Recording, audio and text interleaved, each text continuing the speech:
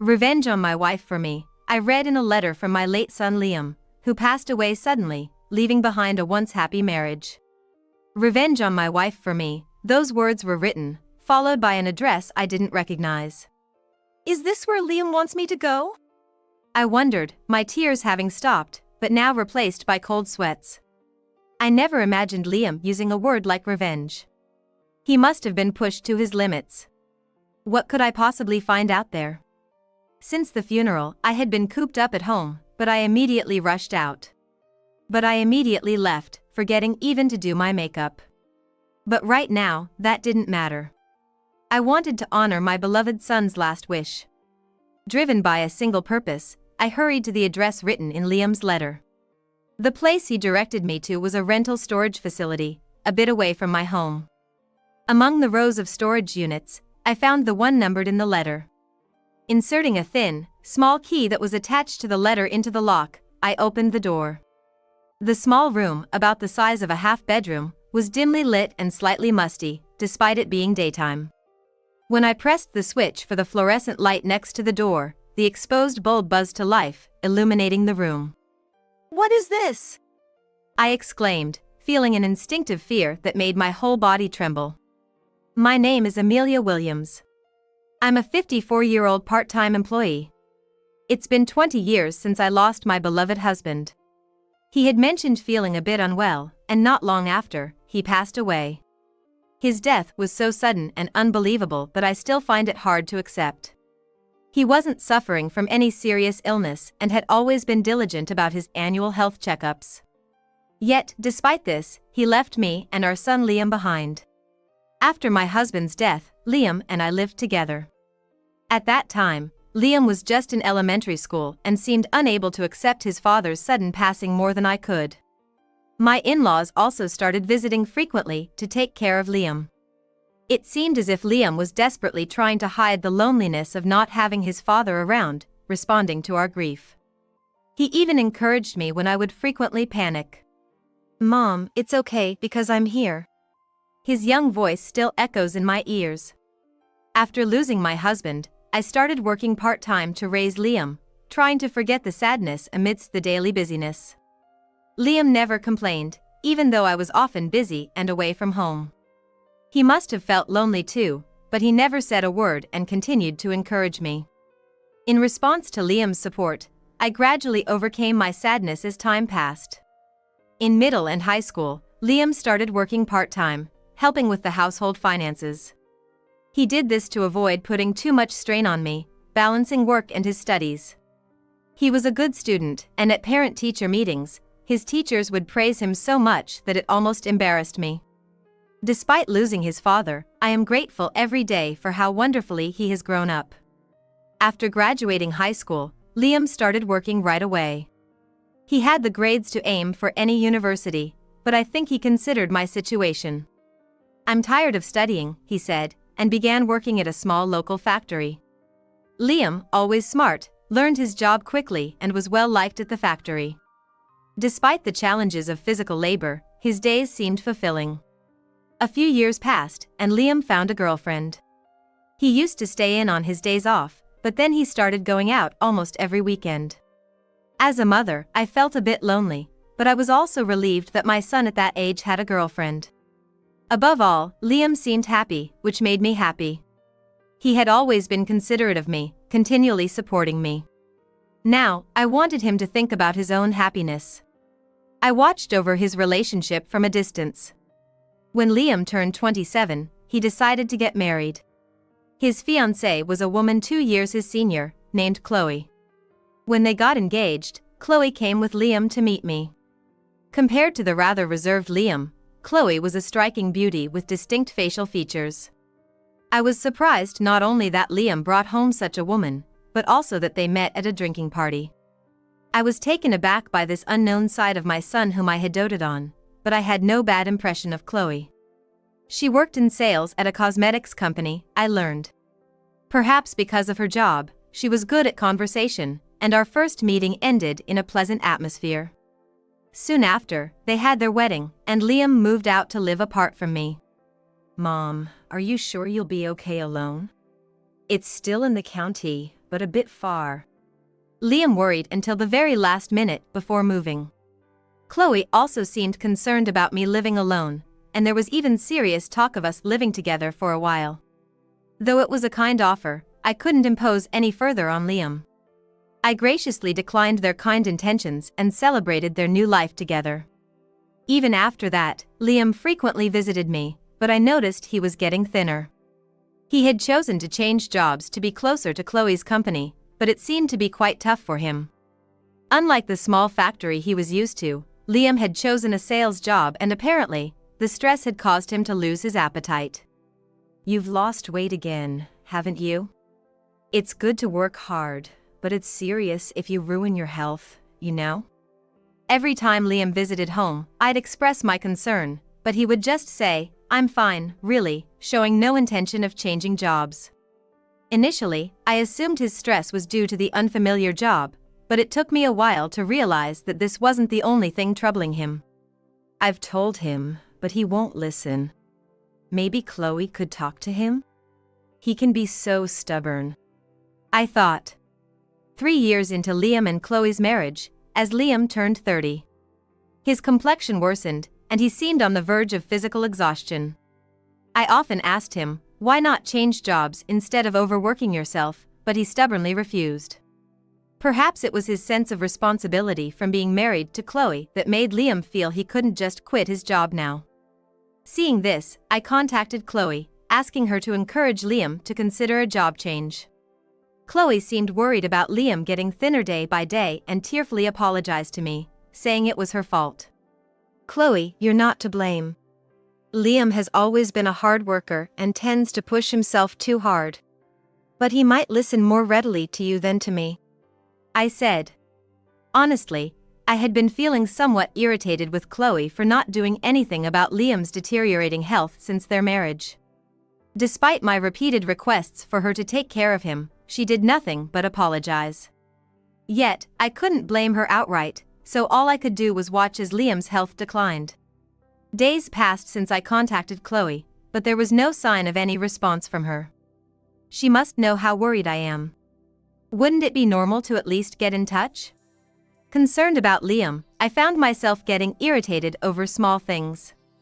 I decided to calm myself and took the initiative to contact her. "Hi, Chloe. Have you talked to Liam since our last conversation?" I carefully chose my words as I asked Chloe. Then, after a moment's pause, an unbelievable response came. No, it wasn't words. It was a click of the tongue. On the other end of the phone, Chloe definitely clicked her tongue. "Mother-in-law, I'm busy with my work too. I'm keeping a close eye on Liam's health. Aren't you being a bit overprotective? If he says he's fine, then he must be fine," Chloe said, sounding irritated as she rushed through her words. It wasn't the tone of voice I knew from Chloe. But it was unmistakably her. Had she been pretending all this time? As I was left speechless, Chloe seemed to regain some composure and continued. "I'm sorry. I'm just worried and getting irritated too." Chloe tried to cover it up, but my wariness towards her didn't fade. For the first time, I thought of Chloe as a potential danger. If things continued this way, Liam might be in danger. A bad feeling crossed my mind, but as long as Liam himself didn't say anything, I couldn't interfere in matters involving Chloe. Liam was due to visit in a few days, and I thought I should ask him more firmly then. Could he be troubled by something other than work? Perhaps there were serious issues in his marital life? Maybe, as Chloe suggested, I was being a bit overprotective. But it should be okay to talk when he visited. Just to listen. I managed to hide my restless feelings and waited for the day Liam would come. But my judgment was wrong. It's a decision I would regret for the rest of my life. It happened suddenly. "Is this Mrs. Williams, mother of Liam Williams?" The sudden call from the police gripped my heart with pain. A dreadful premonition shot through me, and I felt like I was about to faint. It couldn't be. Even before the officer could state their business, my mind was racing with the worst possible scenarios. Desperately trying to deny them, but feeling a sense of resignation too. I didn't want to hear any more. Fighting the urge to hang up, I nodded. As expected, it was the news of Liam's death. Liam had taken his own life. "Please, stay calm," I heard repeatedly, but I dropped the phone. Forgetting even to cry, I stood there dazed for a while. Why, Liam? Over and over again, like a broken person, I kept calling out Liam's name. How much time had passed? The sound of the front door being pounded on snapped me back to reality. Worried about the broken call, several police officers had come to check on me. I crawled to the front door and opened it. Seeing the officers standing there with pained expressions, I finally broke down and cried. A female officer accompanying them embraced me, crying together. Ah, this was reality. Liam was gone. And with that, I lost my beloved son. Overwhelmed with grief, I barely remember anything about the funeral. I even forgot my anger towards Chloe, focusing only on what needed to be done. There was so much I wanted to say, to talk about, but at that time, I couldn't. The police, seeing my state, decided to postpone their questioning. They planned to talk to Chloe in the meantime, but I doubted she would reveal anything. My intuition told me that Chloe was the reason Liam was driven to despair. Why didn't I contact Liam right away? Why didn't I go to him immediately? My heart was flooded with regrets, and for a while, I couldn't even speak. During this time, I received a letter. My hands trembled as I saw the sender's name. It was Liam's name. The handwriting was unmistakably his. Liam should have passed away 13 days ago. Panicking, I hurried back to my room and opened the envelope. Tears flowed naturally as I embraced the letter from Liam. It must have been a letter he wrote to me before his passing. With no suicide note and the real cause shrouded in darkness, I was scared to see its contents. Yet, this letter might reveal what happened to Liam. The cause that had been eating away at him for years. As I cautiously opened the letter, it was filled with words of gratitude towards me. My body started shaking uncontrollably, and I couldn't stop sobbing. Why couldn't I have saved him? Why, oh why? The same questions kept repeating in my head. As I tried to put the letter back into the envelope with trembling hands, I noticed another piece of paper inside. What's this? When the folded paper was unfolded, it revealed unbelievable words written on it. "Take revenge on my wife for me," it read, followed by an unfamiliar address. Is this where Liam wants me to go? The tears had stopped, but cold sweat broke out. I couldn't imagine Liam ever using the word revenge. He must have been pushed to the edge. What could I possibly find out there? I had been cooped up at home since the funeral, but immediately rushed out.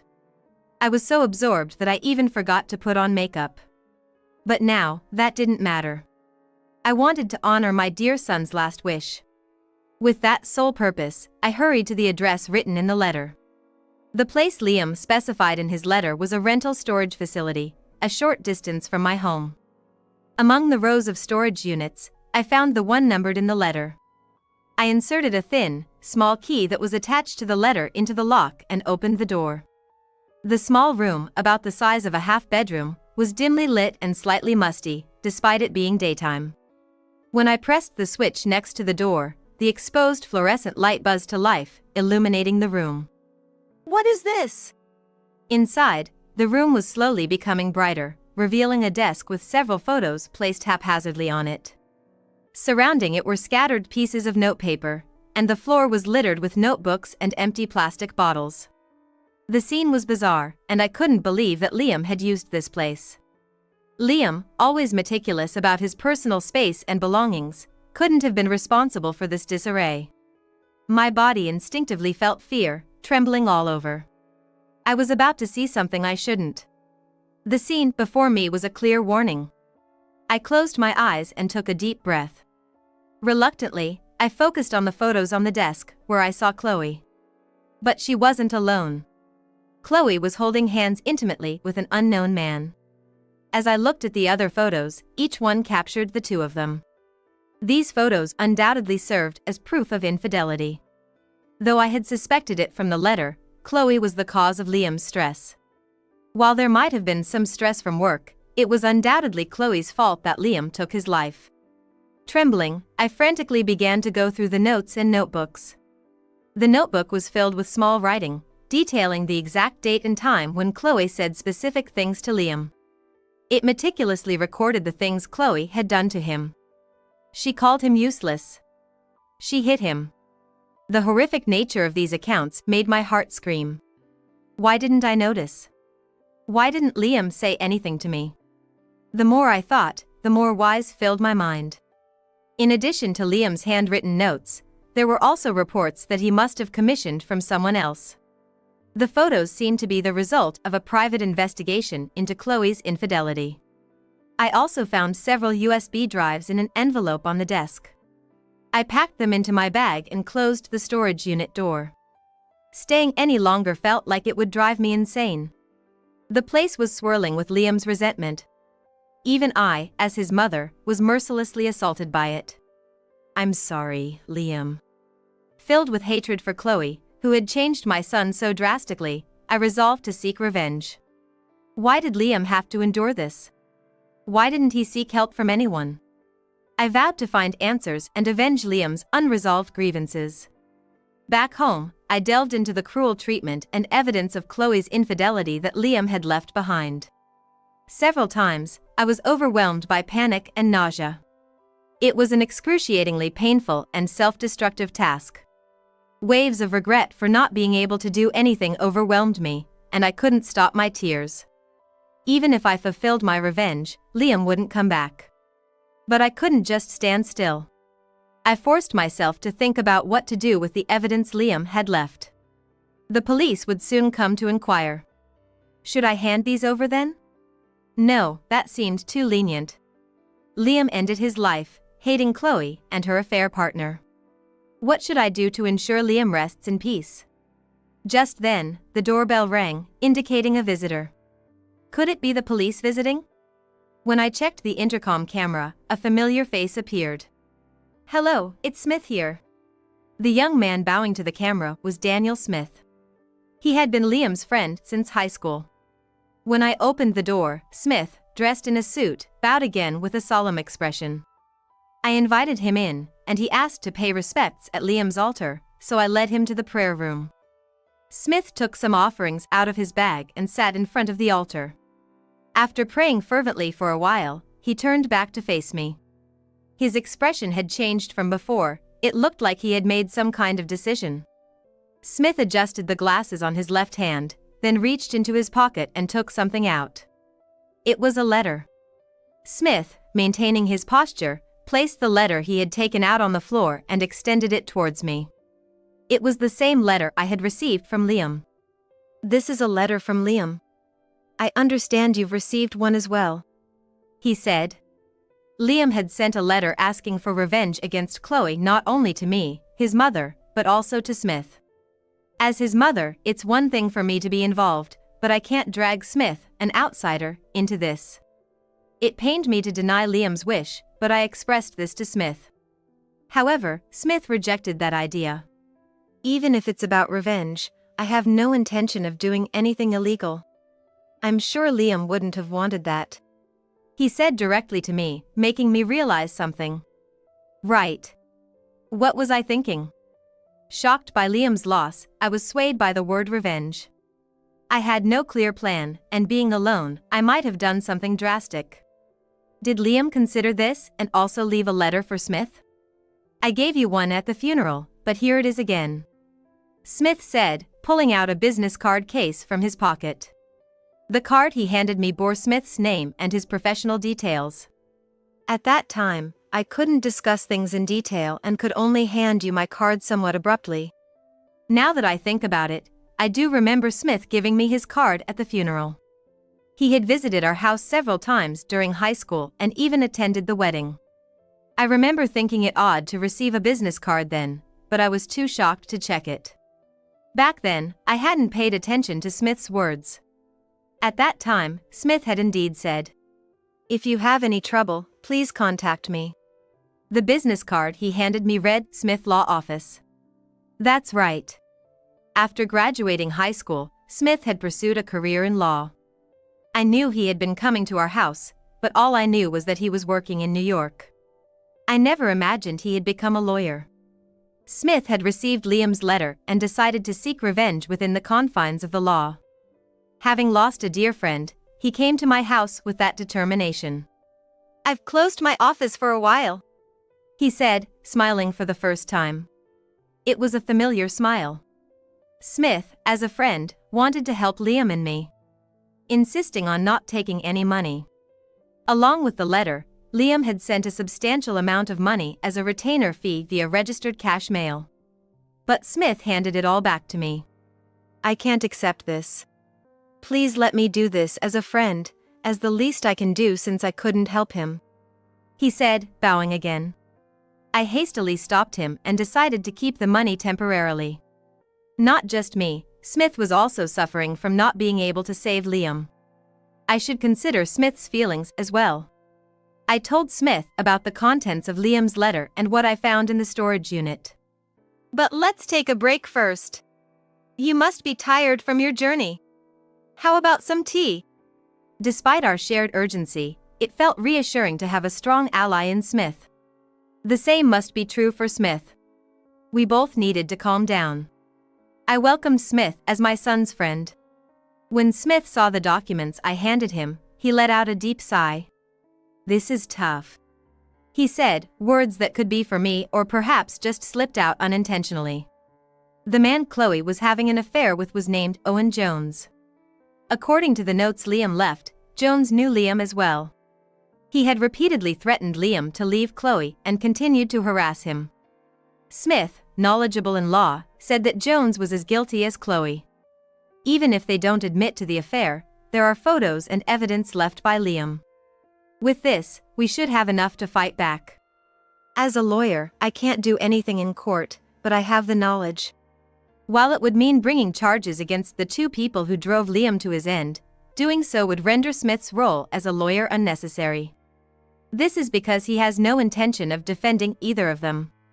The end goal would be to organize Liam's evidence and submit it to the police, and then to press for substantial damages against the two. "We will submit what Liam left to the police and bring the two to justice," Smith said, almost as if to reassure himself. He needed to maintain his composure. I explained to Smith that I was scheduled to speak with the police soon. With all this evidence, Chloe and Jones would face some punishment, regardless of what they said. However, I desperately wanted to speak directly with Chloe. As a mother, I felt obligated to face her. I told Smith that I wanted to speak with Chloe without revealing the existence of Liam's evidence. Smith readily agreed, saying, "Of course." Once Smith compiled the evidence and submitted it to the police, there might not be another chance to talk to Chloe. There was no telling when the police might come to me. Time was running short. I decided to go to Chloe's place right away, without any prior notice. Chloe showed confusion upon my unexpected visit. It seemed she thought I wouldn't recover from the shock of the funeral. She must have felt awkward because she had previously shown her true nature over the phone. She seemed internally anxious about what I might say. "I know everything from Liam. He's not coming back, but apologize right now. Apologize to Liam." I couldn't hold back anymore upon seeing Chloe living her life as if nothing had happened. Before I realized it, I had naturally started speaking. "What are you talking about? Why should I apologize? What have I done?" Chloe's face froze in shock upon hearing my words, becoming frantic. Seeing her reaction, I realized that Chloe had been uneasy these past few weeks. She had been worried all along about when her crimes would be exposed. That's why she reacted so sensitively to my words. Although she might deceive the police who don't know the truth, she couldn't fool me. I knew everything from Liam. "Your affair with a man named Jones, all the terrible things you've done to Liam, it's all your fault. You took Liam from us." I chose my words deliberately and threw them at Chloe. As expected, she became even more agitated. "I don't know. I don't know. I don't know. I haven't done anything." Chloe covered her ears and shook her head in denial. Her psyche was already broken, and my visit completely shattered it. She collapsed, repeating while crying, I'm sorry. I regretted not realizing sooner. If I had been stronger, perhaps Chloe would have changed her behavior towards Liam. It's frustrating to think that such a person continued to torment Liam. I contacted Smith and explained what had happened. Smith chose to explain everything to the police right there. He seemed surprised that the resolution came so quickly, not expecting Chloe to admit her guilt. I thought Chloe would resist more and never admit her guilt. But the outcome was anticlimactic.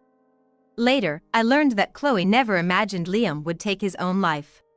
Chloe thought by harassing him, Liam would initiate the divorce. Without any proof of her affair, she wouldn't have to pay alimony and had no intention of admitting to the affair. She planned to claim that Jones was just a friend. It was a crazy plan, but both of them thought it would work. Liam didn't consult anyone and didn't file a lawsuit based on the evidence he collected because he still loved Chloe. He hoped she would repent and cut ties with Jones. But he must have realized his wish would never come true. Liam could have taken revenge himself, but he was too distraught to make a rational decision. He couldn't bring himself to sue Chloe. Unaware of Liam's kindness, Chloe continued to push him to the edge. After Smith contacted the police, Chloe and Jones were taken in for questioning. Jones was quickly found, and the evidence left by Liam exposed their crimes. Since then, Chloe has become unable to speak properly. Even after receiving a guilty verdict along with Jones, Chloe remains confined in a police hospital. The story became national news, with the crimes of Jones and Chloe rapidly spreading across the country.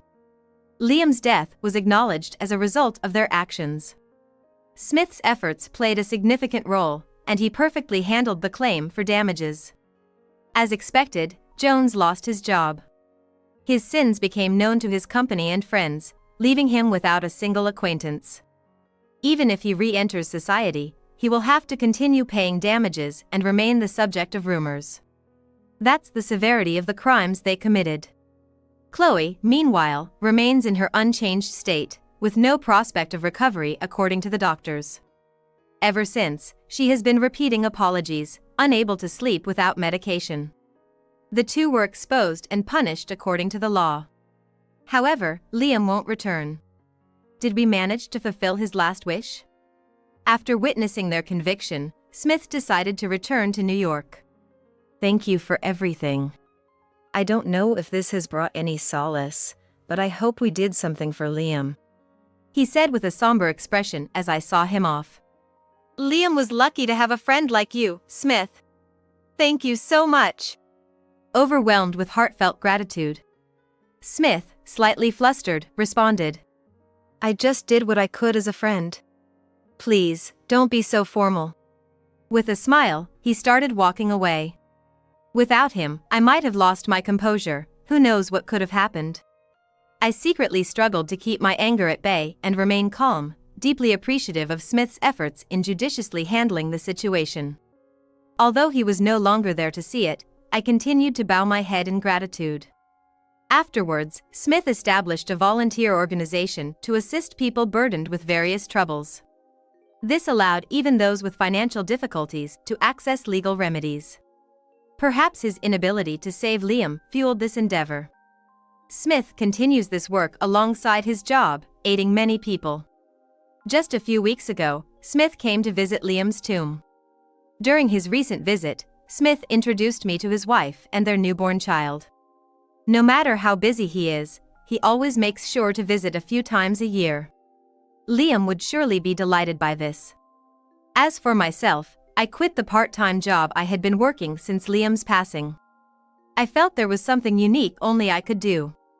Without the knowledge or power of someone like Smith, I still believed there was something I could contribute. That's when I decided to volunteer for a group that supports families who have lost their loved ones.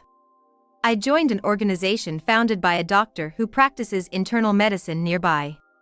We worked together to face various people and their problems. I was saved by Smith and managed to recover from my grief.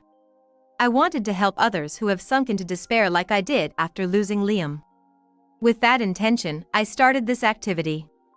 Gradually, I realized that this is where I belong. Not only does this work save grieving families, but it might also help prevent tragedies like Liam's. My involvement with this work led to a close relationship with the doctor who started the organization. I hadn't planned for this, and at times, I feel guilty towards my late husband and Liam.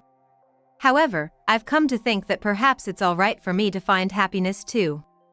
I've come to the realization that it's okay for me to think this way, and thus, I've gradually started a new relationship.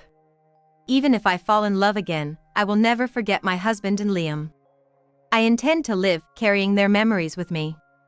So, it's alright for me to be happy, isn't it? My name is Lynn Turner. I'm a 43-year-old housewife. I live happily with my husband, Sam, and my son, Sean. I have a peaceful and happy family now, but there was a time when I was disillusioned with marriage and had a distrust of men. This was about a decade ago. I was married to a man named Harry.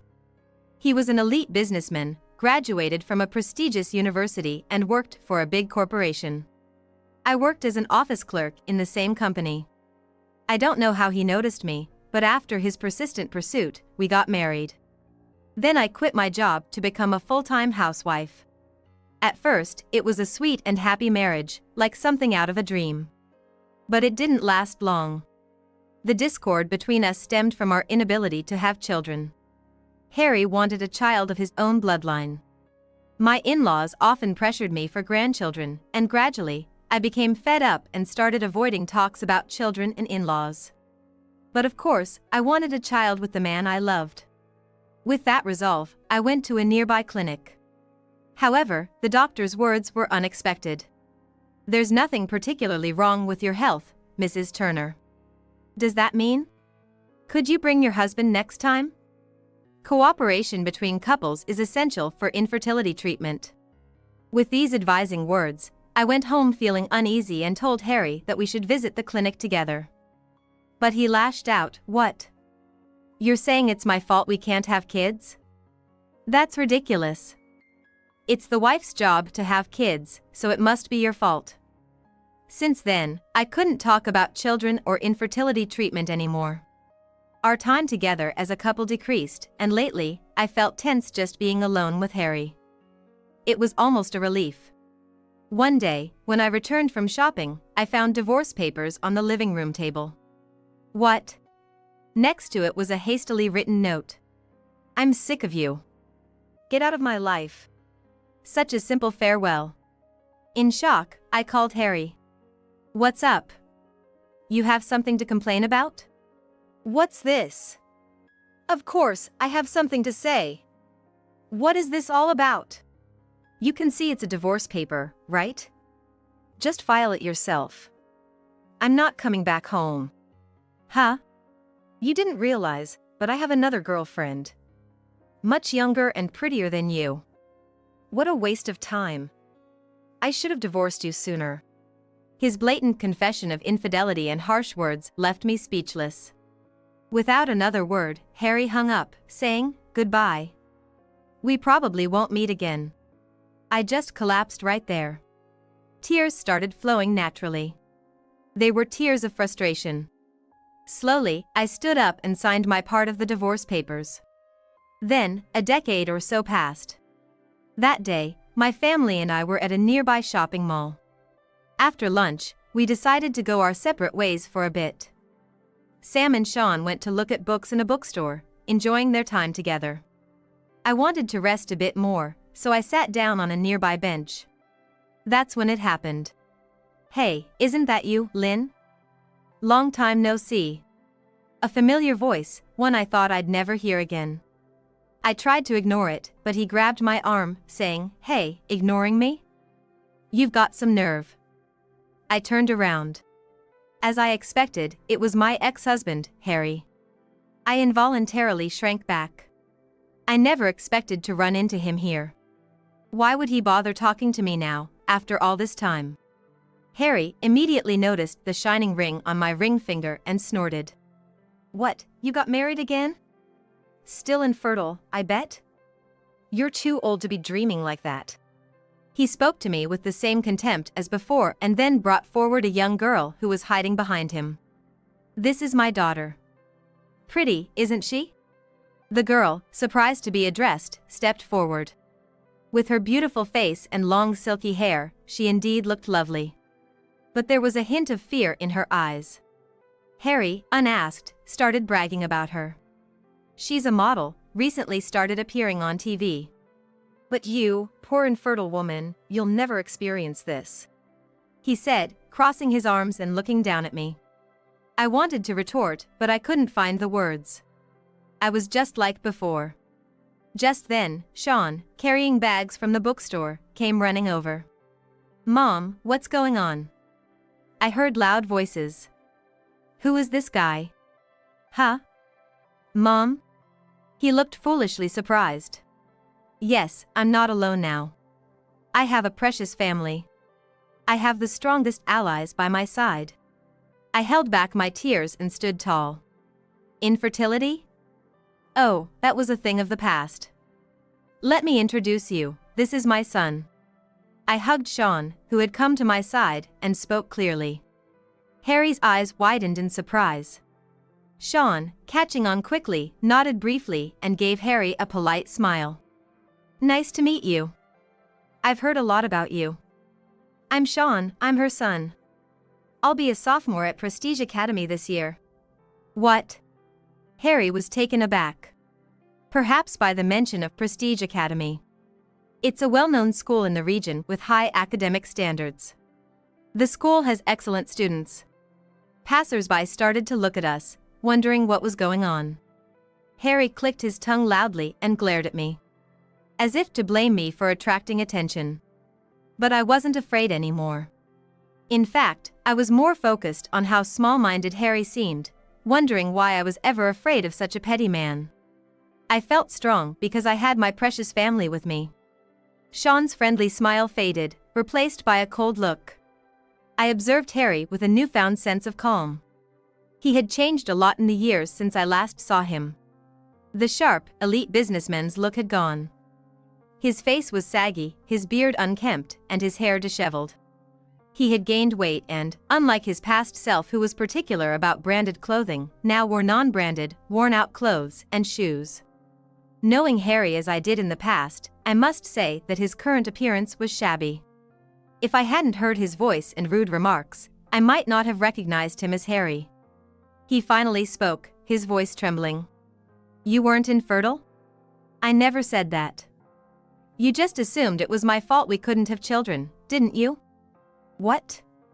You're saying it's my fault? I didn't say that either. You really don't get it, do you? You haven't changed at all. Since when did you start talking back to me like that? Just now. And we're strangers now, so it doesn't matter how I talk to you. Can you stop acting like we're still married and being so familiar? As I spoke back firmly, Harry looked genuinely shocked and froze. I, too, was surprised at how easily complaints about him flowed from me. My brain must be working overtime, venting all the frustration that had built up over the years. Sean, held close by me, also maintained a cold gaze towards Harry. In fact, both my husband and son knew about the mistreatment I endured from my ex-husband. I had told Sam before we got married, and I explained it to Sean when I told him about how my husband and I met. So, in Sean's eyes, Harry was the man who once made his mother suffer, and his sharp look was filled with evident animosity. Unable to withstand such a gaze, Harry snorted mockingly and blustered. Yeah, anyone can claim he's your son. He's probably adopted or something. Real children have blood ties. It's pathetic how you're bragging. What? I returned his absurd comment with a mix of astonishment and anger. How far would this man go in belittling others? Just then, another ally of mine arrived. What do you think you're doing here? That's pretty rude, isn't it? Sam. Sam stood protectively in front of me and Sean. He faced Harry with the same cold look. Harry visibly flinched at the sight of the new arrival. Sam was taller and more physically imposing than Harry. So it's no wonder Harry was taken aback. Who are you to tell me to back off? You're just an outsider. Do you really think I'm an outsider in this situation? I am her husband. I'd like you to stop bothering my wife and son. Who's bothering? I was just saying hi to an old acquaintance. Really? Then our conversation is over, isn't it? Lynn, Sean, shall we go? Wait a minute. What do you still want? Sam turned us away, ready to leave. But Harry kept pestering us. He faced the cold stares of our family of 3 without backing down. Harry pointed at Sam. Was he never taught that it is rude to point at people? You're Lynn's husband? As I've been saying. And Sean is undoubtedly our child. You should stop making assumptions and fantasies. What? You're acting all high and mighty. Your behavior, like just now, must have been what made Lynn suffer in the past. She asked you to go to the clinic for infertility treatment, but you just yelled at her. That's the lowest of the low. What?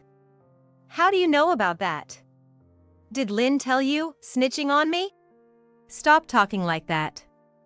I'm her partner and just listen to her.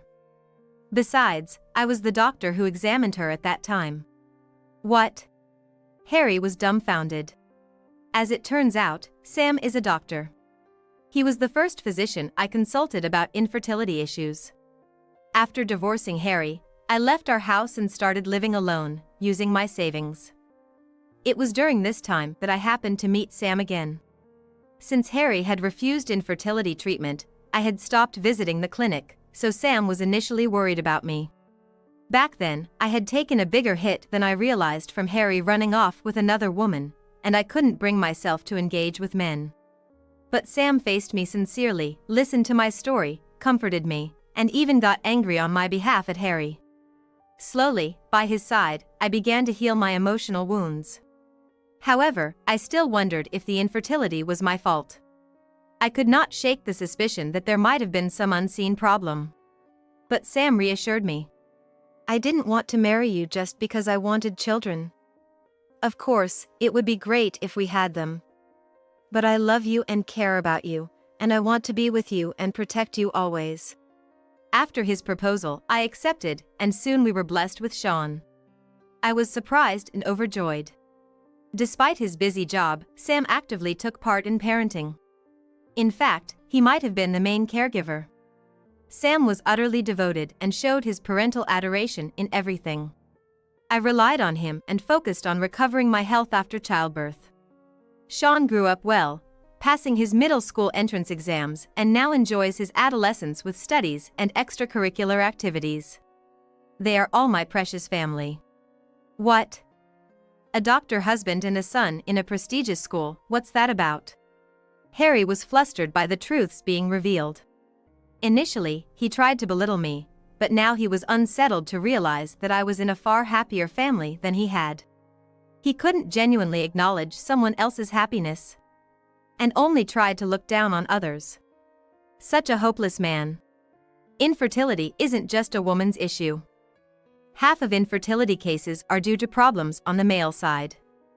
Despite wanting children, you assumed it was the woman's fault and pushed all the burden onto her.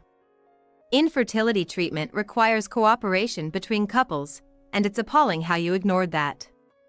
It's good that she left you. Shut up. Don't talk like you know everything. Unfortunately for you, I know more than you do. And saying we split up makes it sound like I was the one who was dumped. I left her, get it straight. Really? Is that so important? After all, you just ran off with another woman. You have some nerve saying that. Sam rubbed his temples, exasperated. Harry looked like he was about to throw a tantrum. Enough was enough. There was no point in continuing this unproductive conversation. There was nothing left to talk about anyway. In my mind, Harry was already a part of my past. I stepped up next to Sam, who was protecting me, and declared firmly. That's enough, don't you think? You and I are strangers now.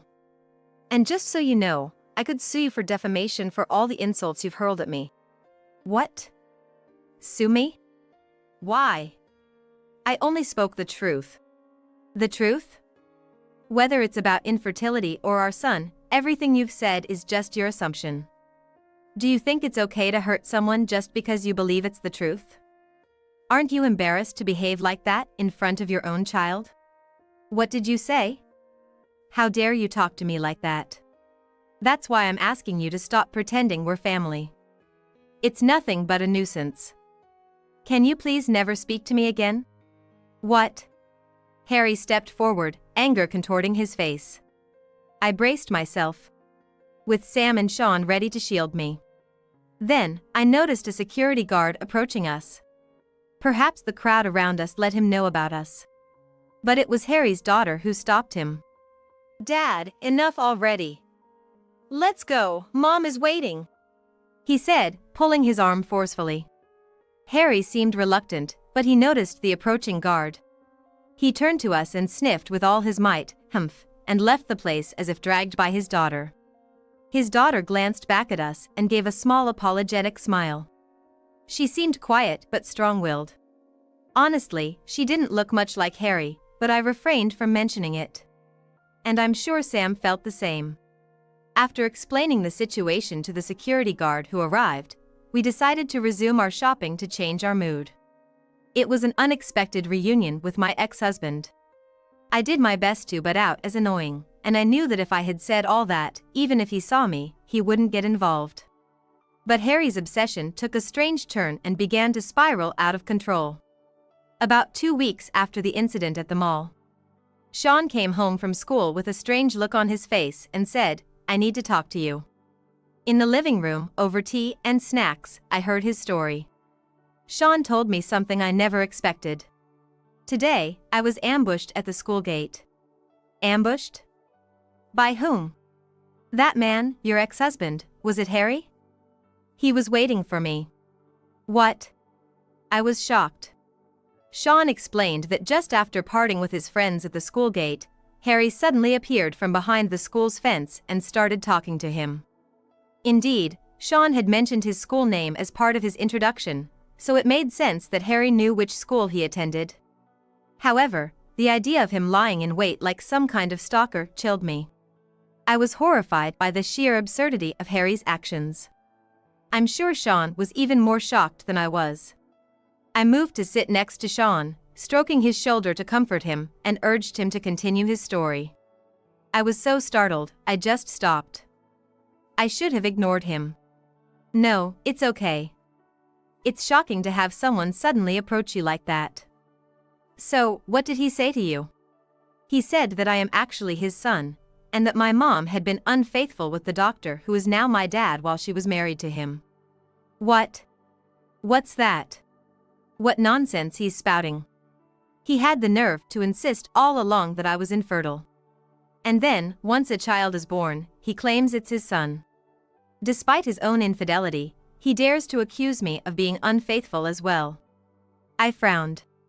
Sean hurriedly added. Of course, I knew it was all lies. He kept talking even when I ignored him, so in the end, I just ran away. That's all right. Thank you for telling me. I hugged Sean. He hesitantly wrapped his arms around my back. Burying his face in my chest, he said softly. I realized again how awful that man is. Lying in wait to feed me baseless lies. I'm glad you left him. If not, I wouldn't have been born. I guess that's the only thing to be thankful for. Sean, you're something else. I laughed at Sean's lighthearted comment and started to eat snacks, but inside, I was resolved. If it were just me, it might be different, but I won't tolerate Harry spewing abuse or trying to harm my husband and son. That very day, I contacted the school. I informed the teacher on the phone about the suspicious man lurking around and that my son was approached. The teacher was quick to act, and the school staff and security guards intensified their regular patrols. That evening, when Sam came home, I told him about Harry's contact with Sean. Sam was outraged. I can't believe he would do something like that. It's okay, I've already talked to the school. If Harry tries to get close to our family again, Sam and I agreed to report him to the police without hesitation. The sighting of the suspicious person was communicated throughout the school the next day. A few days later, after school, Harry was reported by a neighborhood family for lurking around the school. Harry's intimidating and violent behavior towards the police who responded only worsened his image, and I heard he was taken away in a patrol car for questioning. Receiving this news, I felt a wave of relief. At least for now, the danger to Sean should be over. I need to prepare for when this issue might come back to us. A few days later. As I was returning from shopping, I was abruptly stopped by a high-pitched voice calling, "Excuse me." I reflexively turned around to see an unfamiliar woman. With flashy makeup, loud clothing, and dramatically arched eyebrows, giving her a striking appearance. Who could she be? I had no idea and couldn't recall any acquaintances who matched her description. As I pondered this, she marched up to me and burst out. "You're the one! Harry's ex-wife! Look what you've done!" "Excuse me? And you are?" "I'm his current wife." "It's your fault that Harry got arrested, isn't it? What are you going to do about it?" She ranted at me, almost spitting with rage. Despite her fury, I remained calm. I was thinking how much bolder I've become over the past few weeks. If she found me here, does that mean she knows where I live? "So, you're Harry's current wife. Were you the one he was with while still married to me, the one he left me for?" "Yes, that's right." "You were quite the victim, weren't you?" She surprisingly admitted it openly. Despite her initial outburst, she soon switched to a proud demeanor. Such a straightforward person. She then suddenly remembered her point. "So, it's your fault that Harry was arrested, right? You should take responsibility." "Why is it my fault? Harry and I are complete strangers now." "Harry told me. It must have been your son who snitched on him. Now the whole neighborhood knows he's been arrested. Our daughter can't even go outside." Our daughter. The beautiful girl introduced at the mall. I decided to confront her about something crucial. "Can I ask you something?" "What now?" "Is that girl really Harry's daughter?" "What? Of course not." She asserted this bluntly. And then sneered with a malicious smile. "Back then, I was seeing about 3 guys at once, but there's no way that child could be his. Considering when I got pregnant, and, we've been doing it since then, but there's not even a hint of a child coming. He's probably one of those trendy infertile guys now." "Trendy?" I frowned at her way of speaking. There are people seriously struggling with infertility. Even so, I must say, I did give birth to a cute kid. That's all thanks to me. She was doing so well in her entertainment activities, but now this mess has ruined it. "Then why did you run away with him?" I asked, holding back my anger. She snorted in response. "Back then, he was an elite working for a big corporation, right? He promised me a life without hardships if I was with him, so I thought it was time to settle down. But then he just quit his job out of the blue." I couldn't believe it. I listened to her indignation calmly. Harry was indeed working for a large corporation with a decent salary at the time. But on the same day he left the divorce papers and disappeared, he had suddenly resigned from his job. I knew this because a friend who worked at the same company had told me everything right after our divorce. Harry had left without any handover, citing personal reasons, and his abrupt departure had caused some chaos in his department. When my friend, who knew about Harry running off with his mistress, informed the company, the rumor spread quickly, making it difficult for Harry to work in the same industry again. "I got him good," my friend had boasted, and I remember smiling wryly at her words. But I had no intention of explaining all this to his current wife. "Did you ask him why he quit his job just like that?" "I have no idea. Something about focusing on child-rearing and spending more time together. But what's the point in being with someone who has no money and can't even hold a steady job? He's just like a NEET." She spat out these words. I recalled Harry's appearance when we met at the mall. It seems their marriage is in a terrible state. "Excuse me, but you don't argue like that in front of your daughter, do you?" "What? That's none of your business." He's always indecisive about whose side he's on, which is so irritating. He should be on my side since I'm the one who gave birth to her. That's terrible, I said, remembering the uneasy eyes of Harry's daughter at the mall and feeling a pang of sympathy for her. Isn't that an awful thing to say? Your marital issues shouldn't involve your child. It's all your own doing, after all. What? Who do you think you are? This is also your fault, you know. At my words, she lost her temper and lunged at me. That's when my savior appeared. Mom. Mom. Hey, what are you doing? Get away from my mom. Sean. It was Sean and Harry's daughter who had rushed over. Sean pulled Harry's wife away from me and shielded me with his back. Harry's irate wife was being restrained by her daughter. Mom, are you okay? Sean, thank you. But why are you here with her? I saw her wandering around here and approached her. Then she said her mom might have gone to complain to you, so we were searching together. That's when we heard the arguing. I see. I looked over Sean's shoulder at the mother and daughter in front of us. They were arguing fiercely. Stop it. I need to give her a piece of my mind. Mirabelle, you must feel the same, right? Mom, please stop this. It's embarrassing. Embarrassing, you say? Yes, it's unbelievable to cause trouble like this in public. Who do you think raised you? Your success in show business was all because I managed you properly. I appreciate you raising me, but that's different. And Mom, you always talk about my showbiz work, but I never wanted to do it. I had to because you and Dad were so unreliable, just to make ends meet. What did you say? As she lunged at her daughter, Sean, and I rushed to hold her back. The daughter stared hard at her mother. I hate you, Mom. She shouted and covered her face with her hands. Her loud cry left Harry's wife stunned and crumbling. Eventually, neighbors called the police, and a patrol car arrived. We were asked about the incident. In the end, we received an apology from Mirabelle, but it felt pointless as she had done nothing wrong. After receiving my call, Sam left work and hugged Sean and me. I'm glad nothing happened. I can't bear to think if something did. His words brought relief, and I felt my tension ease. After that, Harry kept trying to ambush Sean, but was reported every time and never met Sean again. Harry and his wife's arguments grew worse, and I heard they divorced not long after the incident. I didn't care about them, but I was concerned about Mirabelle. She was taken in by distant relatives. The couple who couldn't have children treated Mirabelle as if she were their own daughter, but she felt it was too much to impose on them for too long, so she decided to aim for enrollment in a boarding high school. This was information from Sean. Since then, he's been in touch with Mirabelle. And they even plan online study sessions now.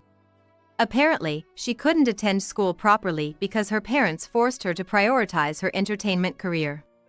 Such irresponsible parents. We decided to move, considering the risk of them knowing our address. Sam thought it was dangerous. Mom, Dad, can I write a letter to Mirabelle once we settle in the new house? That should be fine, Sean. Our address shouldn't leak from her. Shall we go buy some letter sets together sometime? Sean smiled happily. Children are innocent. I renewed my determination to protect the peaceful everyday life where my family can laugh and enjoy together. Right. I forgot, she exclaimed, rummaging through her small bag. What she pulled out was a white envelope. What's this? It's a letter I'm holding for Grandma. She said to read it secretly, away from Michael. She replied. I took the letter from Lily. Just then, my sister arrived to pick her up, so I handed Lily over to her. After seeing Lily off, I quietly opened the letter. I casually read it, only to be shocked. What? No way! I couldn't believe what was written, something so hard to accept. In a panic, I hurried back to Michael. As soon as I returned, Michael spoke in a whiny voice. Hey, Emily, I'm thirsty. Wake me up and give me some juice or something. Ignoring Michael's request, I quickly flipped the blanket and reached for his pants. What? Emily? Without hesitation, I pulled off his pants. "What are you doing all of a sudden?" he shouted, scrambling to pull his pants back up. Faced with the reality unfolding before me, I sighed. "Looks like Mom's guess was right. Hey! Why are you undressing me all of a sudden? Just because I can't move, you think you can treat me this way?" Michael looked up at me, utterly bewildered. True, it was wrong to undress him without saying anything. But it was the only way to confirm my suspicion. My name is Emily Smith, 32 years old. I joined this company after graduating from college and have been here for 10 years. With this tenure, I have a stable income and am trusted with various tasks at work. I've been living a very fulfilling life, but there was one thing bothering me. My husband, Michael, whom I've been married to for 5 years. I met Michael at a friend's wedding. We just happened to be at the same table. Wow, weddings are wonderful, aren't they? Truly, they both look so happy. We only talked a few times, but I was impressed by how genuinely happy Michael seemed for the bride and groom. Later, through a friend, Michael approached me, and our relationship quickly progressed. "I want to marry you." He proposed directly, and we got married. The surprising part came later. "What, you're divorced? And you have kids?" Yeah, and, my ex-wife is demanding child support. Despite being divorced, his ability to celebrate others' weddings was impressive in a way. Child support, right? You should just pay it. It's part of being a father." But, see, I don't have any money left this month. "What?" I had a feeling Michael's income wasn't great. But I never thought I'd end up paying child support for a child I didn't know with my salary. "I rushed into marriage." I don't regret marrying him. But, honestly, it was a rushed decision. What's more problematic is that Michael himself is careless with money and doesn't see this as an issue. "I quit my job." Michael would report this to me several times, always with a carefree attitude. "You quit? What are we going to do now?" "Don't worry. You're working, right? It'll all work out." He's the definition of relying on others. I wish he wouldn't depend on other people's money. Was this marriage just for money? I couldn't help but think that sometimes. But apart from the money issue, Michael wasn't a bad husband. He was a bit unconventional, but that was exciting and fun. "I feel like something sweet. Wanna go to the convenience store with me? Now?" "Yeah." Suddenly, on a weekday night, we would head to the convenience store just for sweets. "Yeah. I'm not sleeping until I clear this game tonight." Okay." Sometimes, he would keep me up all night playing games on weekends. It was honestly tough at my age, but I didn't dislike his enthusiasm. That's why I couldn't leave Michael, despite his lack of money and job stability. He might be irresponsible with money, but at least he wasn't cheating. That's what I thought as we kept dragging on. But then, just the other day, I saw it. A young woman I didn't recognize was sitting in the passenger seat of Michael's car. I, who prided myself on him not cheating, felt like I had been hit in the back of the head. I was completely off guard, and now there was suspicion of Michael cheating. In such a situation, I wondered if I should confront him or investigate secretly. After much thought, I consulted my sister. My sister, a married woman with an 8-year-old daughter, answered without hesitation. "Obviously, you need to gather evidence secretly." "There's no point in alerting the other party without sufficient proof," she said firmly. Following my sister's advice, I started focusing on gathering evidence from that day. As a result, it became clear that Michael was frequently meeting a certain woman. The woman was Vanessa Collins, Michael's personal doctor's daughter at Collins Clinic, a private medical practice. They mostly went on drive dates on Thursday afternoons in Michael's car. Then, they would enter a hotel, and I managed to capture this as evidence several times. I thought he was sincere when it came to relationships with women. Disappointment came before anger. Married life wasn't bad, but it wasn't easy either. On top of paying child support, it later turned out he had debts. Both from before our marriage.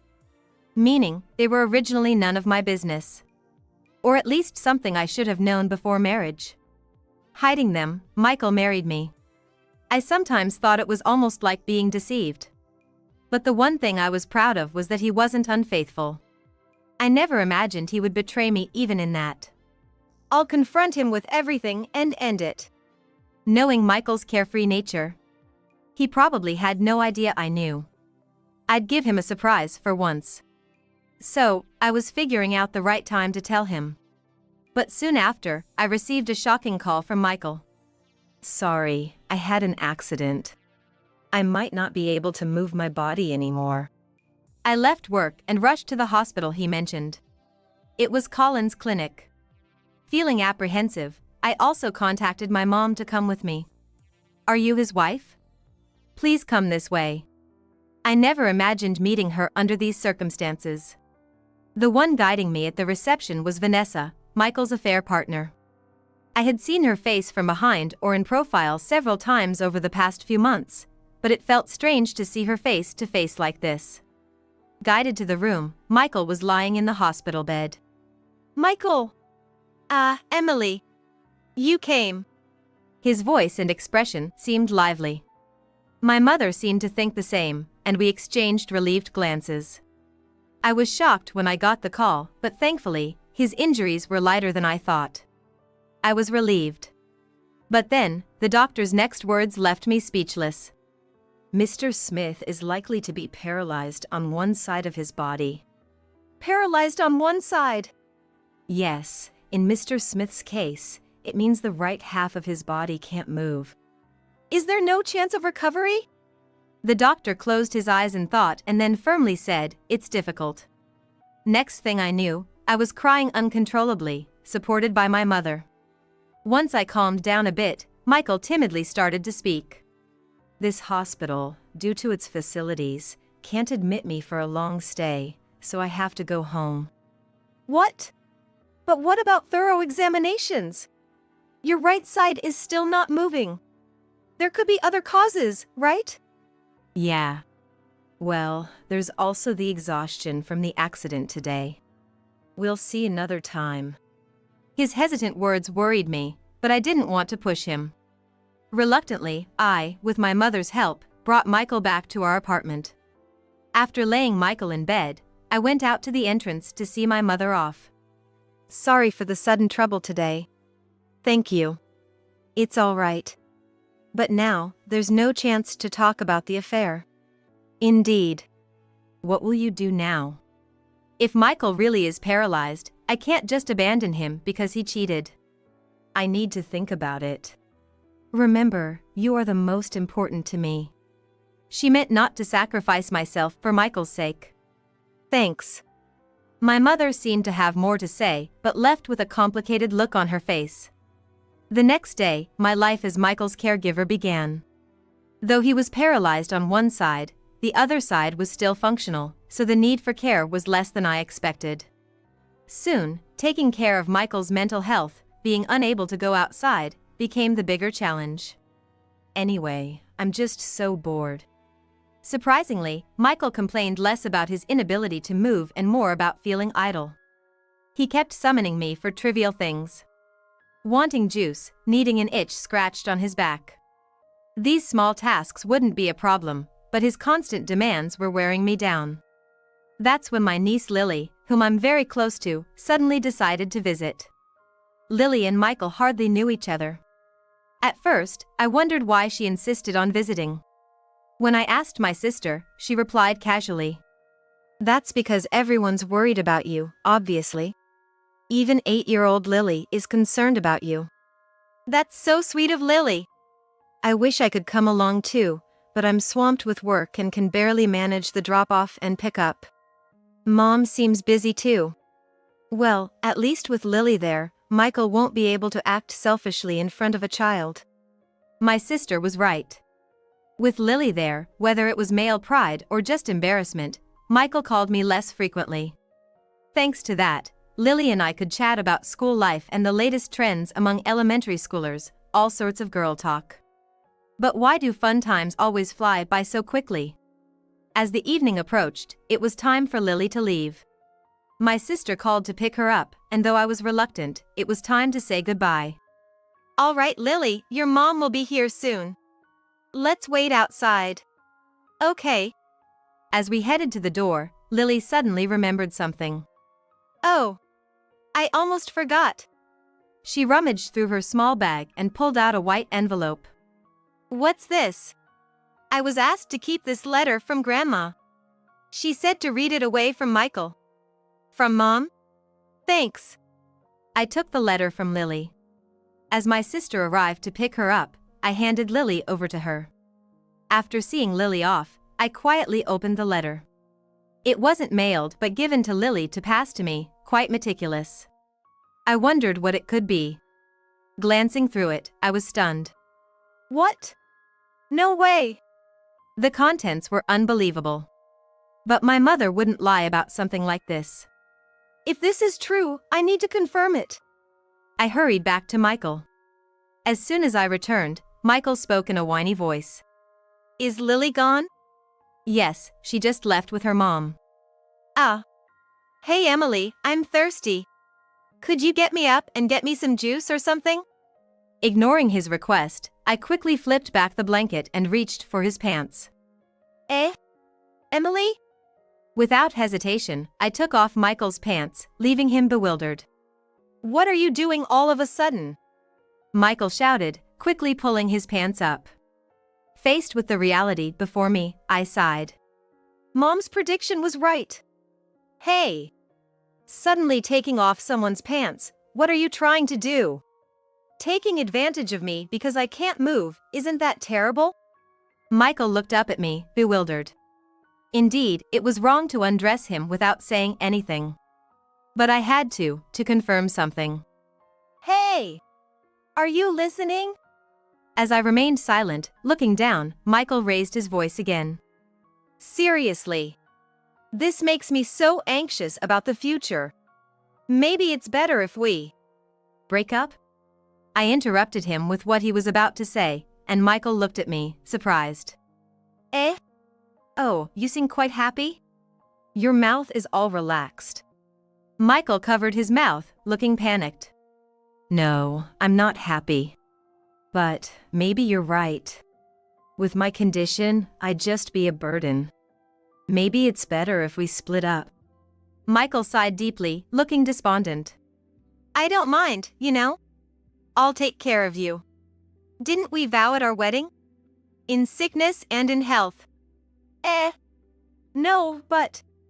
Besides, it's not all sad. At least we can still talk like before. And now, I don't have to worry about your affairs anymore. I smirked mischievously. Me having an affair? He was obviously dodging eye contact, yet denying it. Don't worry. Even if you were unfaithful before, you can't move on your own now. You can't cheat anymore. Now you belong only to me. Michael let out a small yelp and turned pale. Emily, actually, I was planning to leave you. It's okay. Leave it to me from now on. But I feel so guilty towards you. Don't feel guilty. We're a married couple. I just smiled back, but for some reason, Michael looked like a deer caught in headlights, trembling. But why don't you rest for now? I'll go prepare dinner. Michael couldn't say anything more. I left the room as it was. This should have cornered Michael. He's bound to take some action now. Until now, I truly believed Michael was paralyzed. He couldn't move, and there was a diagnosis from Dr. Collins. I wanted to get it checked at a bigger hospital, but Michael himself was against it. Now I understand why Michael was so reluctant about the hospital and treatment. As soon as I left the room, I carefully listened through the slightly ajar door. Left open just enough so Michael wouldn't notice. This way, I couldn't see inside, but I could hear everything Michael was doing. Help me! I'm in trouble! Soon, I heard him talking to someone. He must be on the phone. He was speaking softly, maybe wary of me. That's why I told you. I was warned before bringing up divorce. She's insisting we won't separate. What do I do? Escape? That's impossible. I'm too scared. She must know about you and me. She's been persistent about the affair. She must have found out. I heard it all. It was clear. Michael was on the phone with his mistress, Vanessa. Please! Say it's a call from the hospital. Get me admitted somewhere else, anywhere. If not, I don't know what Emily will do to me. As Michael pleaded with the person on the other line, I knocked on the door. Michael? Are you on the phone? Can I come in? Oh, yes. Just a second, I'll hang up. I waited a moment before entering. Michael looked even paler than before, lying on the bed. You look worse than earlier. Are you okay? Yeah. I'm fine. No, maybe I'm not feeling well. Can you take me to the hospital? Oh dear. That's serious. I'll call the hospital right away. Thank you. He looked genuinely relieved. He thought he was escaping from me, but he was mistaken.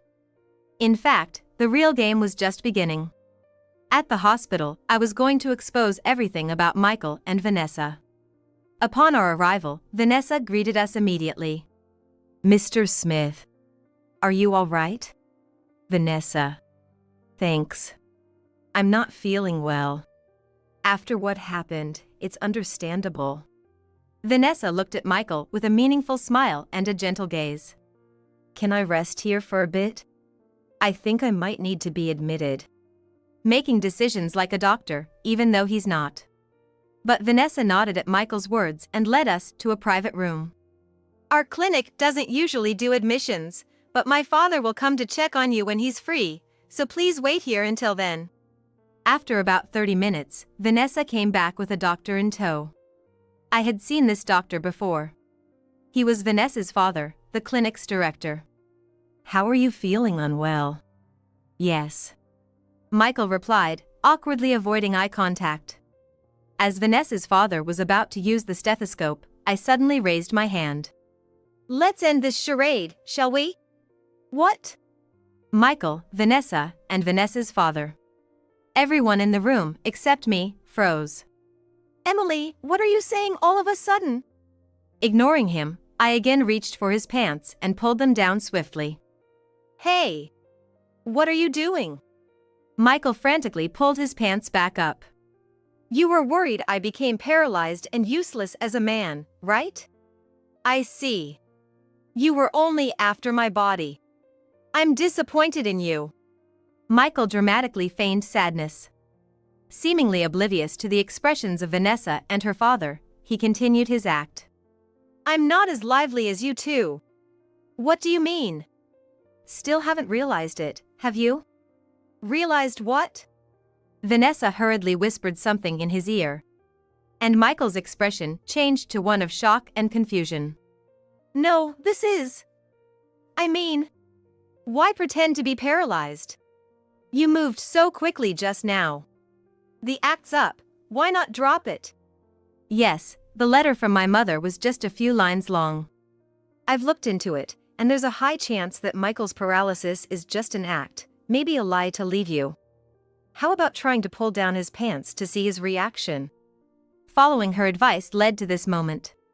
Panicked, Michael, who was supposed to be paralyzed, effortlessly used his right hand to pull up his pants himself. It was all an act from the start, wasn't it? No, it's just that. Explain everything. Sweating profusely, Michael complied. On the day of the accident, it was Vanessa who was riding in Michael's car. They were in the midst of their affair. The injuries were minor for both of us, but the car was badly damaged. I thought if I pretended to be seriously injured, it would cover up the affair from you. I could only sigh at the ridiculousness of it all. And yet, such a foolish lie. Did you really think you could keep it up forever? No, well... Or did you really want to cover up the affair that badly? It's not like that.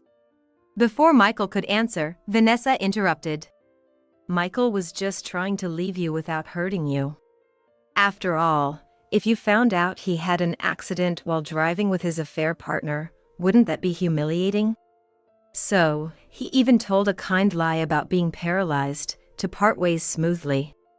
Kind? Where's the kindness in a married man fooling around with someone much younger than himself? Stop saying that.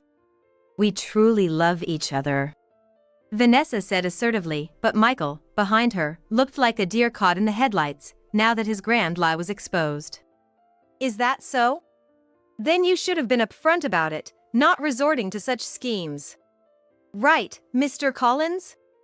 Vanessa's father twitched nervously, his forehead glistening even more than Michael's. Well. The moment I realized the paralysis was a lie, I had a lot I wanted to say to you. Me? Why's that? Vanessa's father looked at me, his face tense. Perhaps he couldn't abandon his daughter. But as a doctor, he crossed a line he shouldn't have. You were swayed by your daughter's tears, weren't you? How did you feel seeing me break down in tears? Don't you have any pride as a doctor? Wasn't it hollow to go as far as forging a medical report? Vanessa's father seemed to gulp. He began to speak, carefully choosing his words.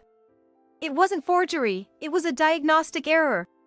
How could a perfectly mobile man be misdiagnosed with paralysis? It seemed like they wanted to claim it was an oversight rather than a deliberate act of malpractice. Well, for me, either way is fine. Fortunately, I have family in both the medical and legal fields, so I'll consult with them. Wait, you don't need to. Vanessa's father's face paled. Understandably so. For a private practice, reputation and word of mouth are everything. The knowledge that he had dirtied his hands as a doctor for such a petty reason as his daughter's affair would surely ruin the clinic's reputation. Please, have mercy. There's no mercy here. I'll discuss the details later through my lawyer. Since Michael seems to be in good health, you can return to your work. He was clearly not in the state to work, but other patients were waiting. I could hear a nurse calling out. Despite his reluctance, Vanessa's father was eventually forced to leave the room. Left in the room were Michael, Vanessa, and me. The room fell silent as I pondered the events. On the day of the accident, Michael was having an affair with Vanessa. They chose her father's clinic because it was close to the accident site. It must have been Vanessa's idea to use this situation to make Michael hers. Whether Michael had considered divorcing me is unclear, but it's unlikely he'd have gone to such lengths just to cover up an affair. Vanessa likely persuaded him. The prospect of being with a doctor's daughter must have been appealing to Michael, always wanting to quit his job. Furthermore, claiming to be paralyzed would have served as an excuse for Michael to quit his job.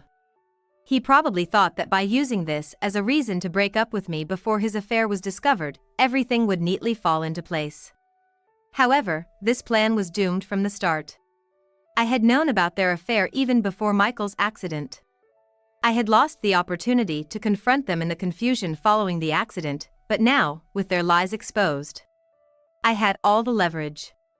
So, I began, turning my gaze slowly towards them. Michael sat on the bed, and Vanessa stood beside him.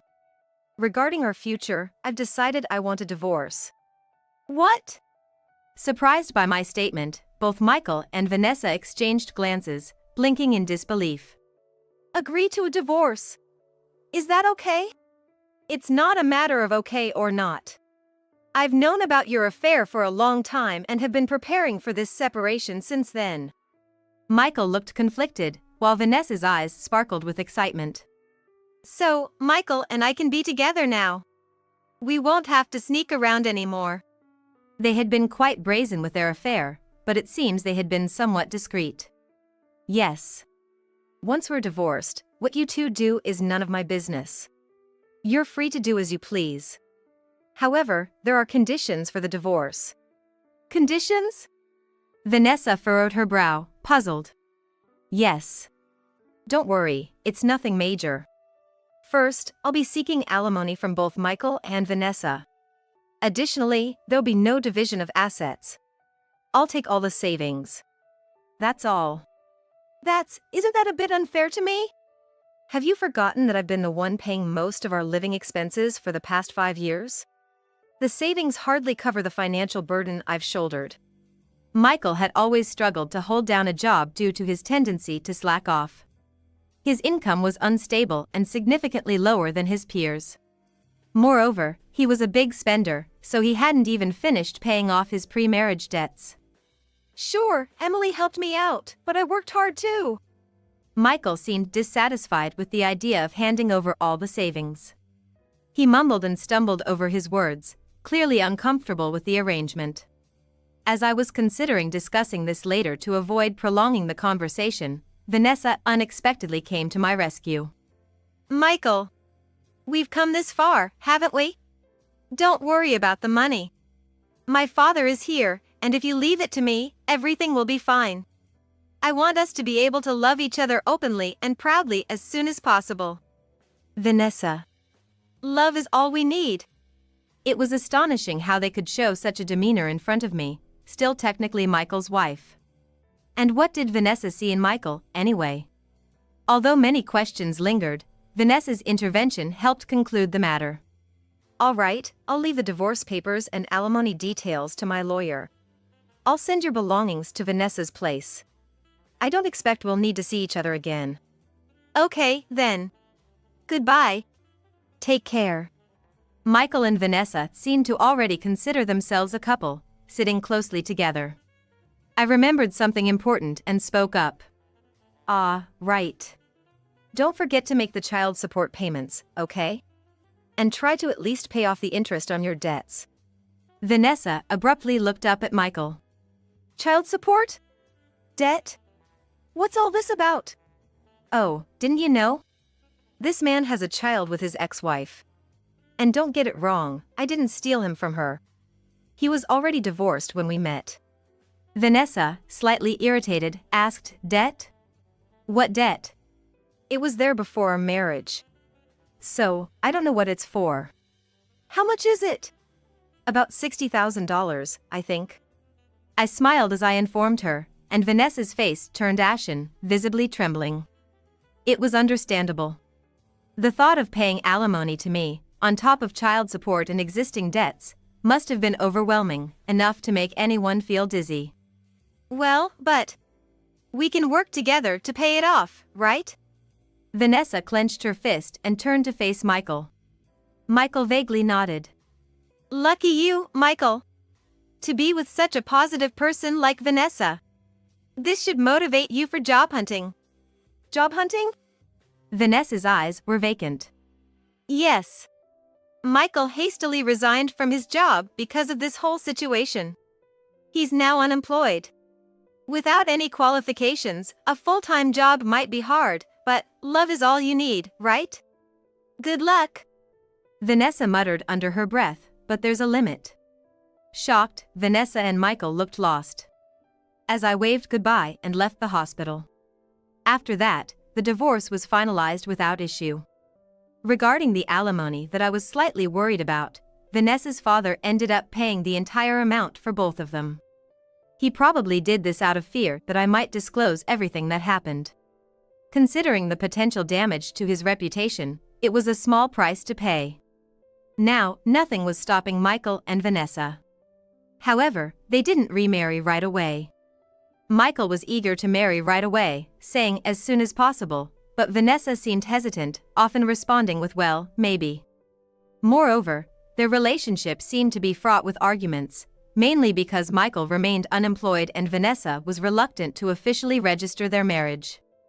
Even if she once thought Michael was her soulmate, hesitance is understandable considering his lack of responsibility and initiative. In my case, by the time I realized, I had grown too attached. If not for that, I would have left him much sooner. Thankfully, I'm now enjoying peaceful days. At first, I thought I might feel lonely. Michael, despite his issues, was good at pampering and entertaining. But in his absence, I realized how much easier life was. No sudden demands for sweets or all-night gaming sessions. While some might find such a life fun, it was taxing for me in my 30s. Now, I can take care of myself and have more relaxed days. No more living on the edge for excitement.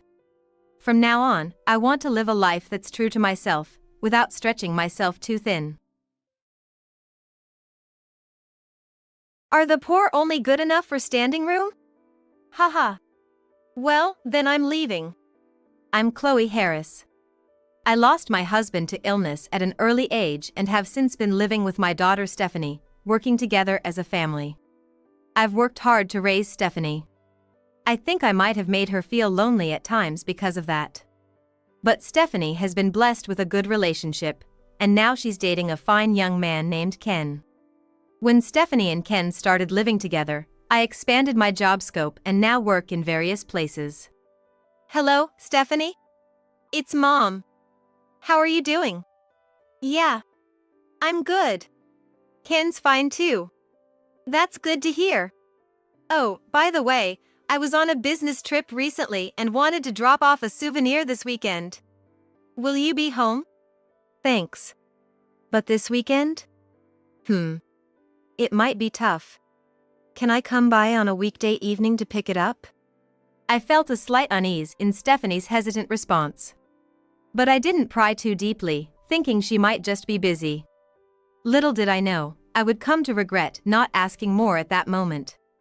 We planned to meet the following Wednesday, and I invited Ken as well for a dinner together, to which they happily agreed. It had been a while since I last saw Stephanie due to my travel schedule. I was looking forward to seeing Stephanie and Ken that Wednesday. On the promised Wednesday evening. Mom. I'm home. Good evening. Thank you for inviting me as well today. Good evening. Welcome, both of you. Dinner's ready. Stephanie's hair had grown longer since I last saw her, and Ken's had gotten shorter. Just a change in hairstyle can alter the atmosphere so much, I thought. Anyway, I was relieved to see them both looking well. I quickly reheated the dinner I had prepared and set the table. They offered to help, but I declined, knowing they had driven an hour to get here and must be tired. Meals, often eaten alone, felt more delicious with 3 people at the table. It reminded me how enjoyable it is to cook for loved ones. How have you two been? Enjoying yourselves? As I asked, they looked at each other and laughed. Yes. Every day is fun. Yes. I've been having a great time, though I rely a lot on Stephanie. Seeing my child talk so happily always brings me peace. As we shared updates on work and home life, I felt content. Responsible Stephanie and kind, cheerful Ken. Ken seemed a bit henpecked, but maybe that's just the right balance. My only wish was for Stephanie, who lost her father early and experienced loneliness, to be happy. The day we reunited flew by, and they left before midnight. After some time, I received a call from Stephanie. Hello, Stephanie? What's up? Mom, well, it's nothing, never mind. Stephanie sounded off and was about to hang up. But I was concerned and stopped her. Wait, Stephanie. Something's wrong, isn't it? Please tell me. Mom, yeah. Thank you. Can I come over next weekend? Of course, dear. I'll be waiting. I hung up the phone and found myself anxiously waiting for the weekend. I thought about calling a few times, but I assumed Stephanie probably wanted to talk in person, which is why she had mentioned coming over to the house. I decided to simply wait for the weekend. Finally, the weekend arrived, and Stephanie came over. I made some coffee and handed it to her.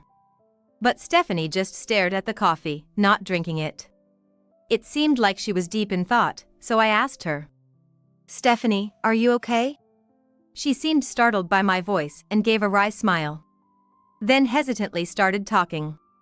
I don't want Ken to know this, but it seems like Ken's mom doesn't like me. She's told me to break up with him. What? I didn't know Ken's mom well, as she only occasionally came up in our conversations. But if she's saying to break up, there must be a reason. Did she tell you why? Well, don't be shocked, Mom. When I told her we were a single-parent family, that seemed to bother her. For real? That's the reason? A girl raised in a single-parent home is only not good, she said. She can't let Ken be with someone like that. I couldn't believe such an unreasonable reason could exist. How could she say such things and hurt Stephanie? I just couldn't understand. Really, in this day and age, there are still people with such prejudices. Yeah. I told her dad passed away from illness, but she still didn't care. Seeing Stephanie trying to smile through it hurt me. Stephanie and I had gone through tough times after losing her father. We've overcome so much and have nothing to be ashamed of. I want to help her, but is there a solution? And I didn't want to tell you like this, but Ken proposed to me recently.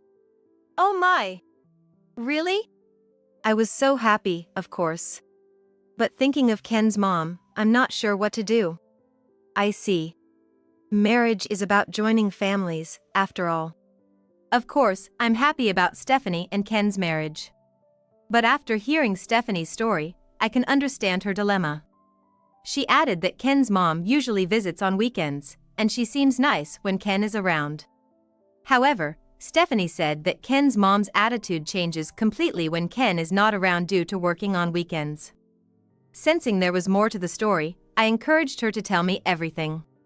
She sighed and shared a shocking account of mistreatment. She said Ken's mom would throw away the food Stephanie cooked, criticize her cleaning and laundry methods, and even told her not to burden Ken with living expenses. Despite them sharing the costs since Stephanie also works. That's terrible. I don't want to speak ill of Ken's mom, but... Well, I'm not the best cook and can't always keep the house perfect while working. Maybe it's my fault. Ahaha. Stephanie forced a laugh but seemed close to tears. I was angry but held it back. I suggested telling Ken, but she didn't want to worry him. After talking for a while and feeling better, Stephanie got ready to leave. I handed her something. Take this with you, just in case. This is a voice recorder? I explained it's to keep evidence, just in case. I hoped she wouldn't have to use it, but it's better to have evidence. I always carry a voice recorder for work. And gave it to Stephanie. She understood and put it in her bag. Call me if anything happens. Sure, Mom. Thanks. Then, Stephanie left. Later, she called to ask if she and Ken could come over. I guessed they might have decided to get married. When they arrived, Ken, in a suit, was incredibly nervous. I couldn't help but laugh. I served cake and coffee, and as we sat down, Ken nervously announced their engagement. We all laughed, which seemed to relax him. After that, we discussed future plans, including setting a date for a family meeting and proceeding with wedding arrangements. The word family meeting made me glance at Stephanie, who smiled awkwardly. From observing Ken's behavior, it appears he was indeed unaware of his mother-in-law's actions, and he was talking very happily. When I told Ken and Stephanie that I wanted to help as much as possible and they should consult me with anything, they both happily expressed their gratitude. When Stephanie called later about the family meeting, I answered, expecting it to be about the schedule. She sounded downhearted, so I asked what was wrong. Then, I heard an unexpected story. Stephanie. What's up? You don't sound well. Mom, it's hard to say, the family meeting might not happen. Oh? What happened? I was surprised but remembered the earlier conversations about Ken's mother. Could it be? Ken's parents are against the marriage? It seems so. Ahaha. Stephanie's forced laughter was evident even over the phone. It seems they are particularly displeased with Stephanie. As can be inferred from previous discussions, being from a single-parent household likely played a role in the situation. Did you get the real reason why? Yeah, because we're a single-parent family. I see, as I thought. I couldn't understand why being from a single-parent family would be so abhorred. When I asked if this would break the marriage, Stephanie said Ken was furious when he heard why the family meeting wasn't happening. He was so outraged that he said he'd cut ties with his parents if they held such prejudices. Ken's parents, panicked, agreed to the marriage but still refused the family meeting. Stephanie had never seen Ken so angry and had to calm him down. They eventually decided to forego the family meeting after a long discussion. I'm sorry, Mom. I even thought we should reconsider the timing of the wedding because of their opposition. Don't be silly. Don't worry about the family meeting. What matters most in a marriage is you and Ken's feelings. You're both adults. I shared my thoughts with her. I felt sorry for Stephanie, but I was relieved to know Ken was on her side. Ken said the same. He couldn't understand his parents' stance. After all, it's us who are getting married, right? Hearing this, I felt relieved that Stephanie's partner was someone like Ken. They decided to have a wedding, and will greet Ken's parents there. Honestly, I was worried about Stephanie's future, but she's an adult, so I didn't want to interfere too much. Later, they told me about their honeymoon plans and their search for the perfect wedding venue. The next day, I got a rare call from Ken. Hello, Ken? What's up? Hi, Mom. I guess Stephanie told you about the recent situation. Yes, she did. Sounds like it was tough. I'm really sorry. I never imagined my own parents would have such prejudices. Ken seemed shocked by his parents' behavior. He likely never imagined such an issue would arise from his own parents. As a parent myself, I was infuriated that they would say such things to their child. Ken, who contacted me to apologize for hurting Stephanie, clearly cares deeply for her. And he repeatedly apologized to me as well, expressing his remorse. You don't need to apologize, Ken. I'm just glad someone like you, who puts Stephanie first, is her partner. Ken thanked me, his voice shaking. I believe getting rid of prejudices is hard. So I hope they become a happy couple, making his parents regret their biases in a good way. After talking for a while, I started thinking about what I could do for them. And I decided to prepare a surprise gift. Time passed, and tomorrow is their wedding day. Despite some small issues, Ken seems to have protected Stephanie well, and we're ready for tomorrow. I pulled out an album from the closet, looking at photos of Stephanie as a baby. With her father, and after we became just the two of us. Tears came to my eyes as I remembered those times. Darling, our Stephanie is getting married tomorrow. She's met a wonderful man, somewhat like you. Please watch over her to ensure the wedding goes well. I spoke to my late husband's picture. Though no reply came, somehow, it felt like he was smiling. Then came the long-awaited wedding day. I finished getting ready and left the house. Not being the main character, yet I realized I was a bit nervous and chuckled to myself. Arriving at the venue, I went to find Stephanie, who seemed to be in the middle of preparations. When I called out to her, she turned around. Her face was pale. What's wrong? You're so pale. Yeah, just too nervous. Am I going to be okay? She seemed to have lost color due to excessive nervousness. Relieved, I patted her back. It's okay. Your dad and I are watching over you, and more importantly, you have your chosen husband here. Stephanie took a deep breath and seemed a bit calmer. Thanking me, she continued with the staff's help. Watching her, I also felt the reality of the situation. Then, I went to greet Ken's parents. In Ken's dressing room, only Ken and some staff were present, his parents having left a bit earlier. I approached Ken. Hello, Ken. It's finally happening, isn't it? Turning to me, Ken looked as pale as Stephanie, clearly nervous. I couldn't help but laugh, which seemed to make him even more flustered. Sorry, Mother. I'm surprisingly nervous. Ahaha. It's fine, it's fine. It's quite like you too. Sorry. What are you apologizing for? You're funny. I was reminded of my own wedding. My husband and I were also very nervous, and the staff had to calm us down. It's sweet how similar they are. After greeting Ken, I tried to find his parents but couldn't. I decided to greet them during a break in the ceremony. As the ceremony started, I walked the aisle with Stephanie, in place of her father. Barely starting, I was overwhelmed with emotion, on the verge of tears. Walking slowly, I handed Stephanie's hand to Ken. Watching them smile at each other, I felt a mix of happiness and sadness. After the ceremony, moving to the reception, I finally found Ken's father. Excuse me, are you Ken's father? Yes, and you are? I'm Stephanie's mother. Excuse me for the late introduction. Congratulations on this special day. Please take good care of Stephanie from now on. After I held out my hand as a greeting, there was a brief pause. I looked up, puzzled, and received an unpleasant response. So you're the bride's mother, huh? As I looked up, I could see clear disgust on the father-in-law's face, and I felt a sense of as expected. I'll take my leave then. Deciding it was wise not to engage further, I quickly moved away after the greeting. Stephanie's mother-in-law was not present, so I hadn't met her yet, but I planned to look for another opportunity later. Could you be Mrs. Harris by any chance? On my way to the reception hall, a man approached and I stopped. Yes, that's me. His face brightened instantly as I confirmed.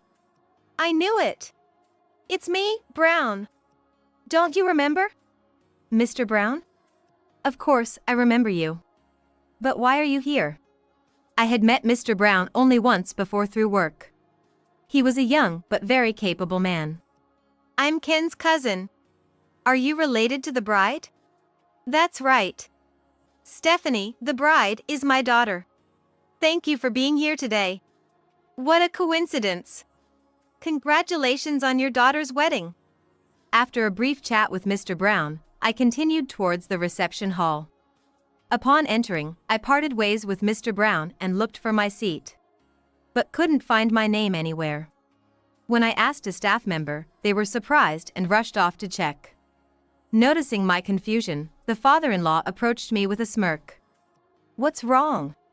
Oh, I can't seem to find my seat. He burst into laughter at my response. His laugh was so unpleasant, furthermore, he began speaking loudly enough for others to hear. Poor people like you should be fine with standing room, right? What? I asked back, surprised by his words. A single mother trying to sit down like she's somebody. You're just here for a free meal, aren't you? Haha. What did you just say? Can't even understand, huh? Truly hopeless. Leave right now. His extremely offensive words made it impossible for me to hide my anger. A mother who hurt Stephanie and a father who looks down on us for being a single-parent family. I couldn't fathom how such parents raised a good son like Ken. Then I will leave. Oh? Obedient, aren't you? Hit a nerve and can't talk back, huh? Ignoring his remarks, I left the reception hall. However, I was really looking forward to Stephanie and Ken's wedding, so I was internally debating what to do. After stepping out of the reception hall, I thought that if I were to leave, I should at least explain the situation to Stephanie and Ken. It was their important wedding day. If I told them, Stephanie would be upset, and Ken would likely feel guilty and apologize. Should I really insert my adult problems into what should be a day full of happiness? Maybe it would be best if I just endured it. I was at a loss. Then Mr. Brown approached me. Mrs. Harris, are you okay? I saw everything that happened. I'm sorry I couldn't help. There's nothing for you to apologize for, Mr. Brown. Thank you for your concern. Then, Mr. Brown made a suggestion. There's no need for you to leave, Mrs. Harris. I have a good idea. He said this with a reassuring smile. Mr. Brown called over a staff member, explained the situation, and the staff member gladly accepted his proposal. Mr. Brown, thank you so much. No need to thank me. The real problem is clearly the groom's father. After thanking Mr. Brown again, I was escorted by a staff member to a new location. On the way, I stopped by the restroom, where I encountered someone unexpected.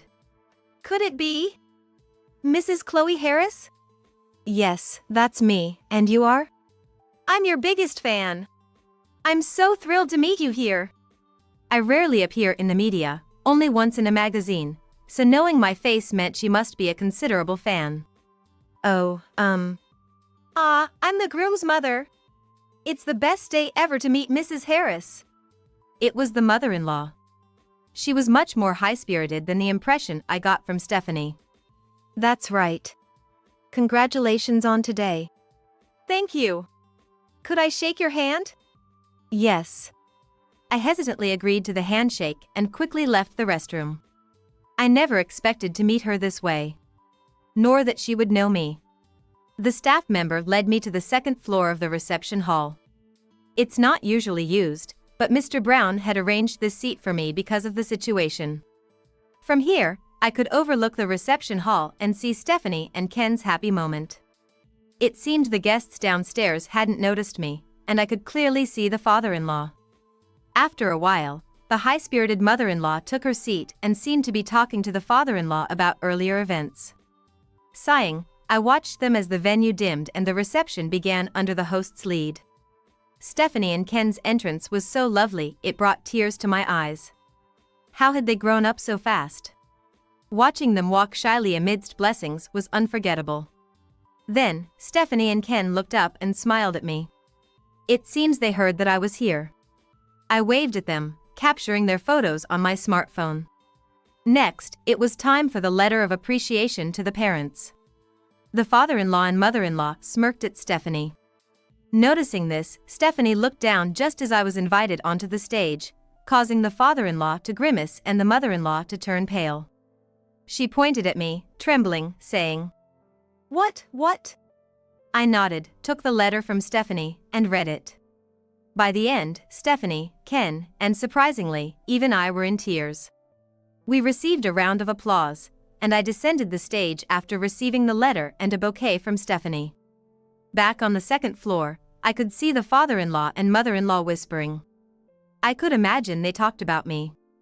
Mr. Brown nodded and gave me a thumbs up, which made me smile. I knew I owed him a big thank you someday. After the reception, I went to meet Stephanie, where I found her with her parents-in-law. I approached them coldly, thinking they wanted something from Stephanie. Do you need something from Stephanie? No. We wanted to talk to you, Mrs. Harris. What about? See. This is what I'm talking about. Why should I apologize? Please. She's an important person. Apologize. No need for apologies. And what are you apologizing for? The mother-in-law, still pale, hurriedly bowed. My husband was very rude to you. I'm so sorry. Please forgive us. What rudeness are you referring to?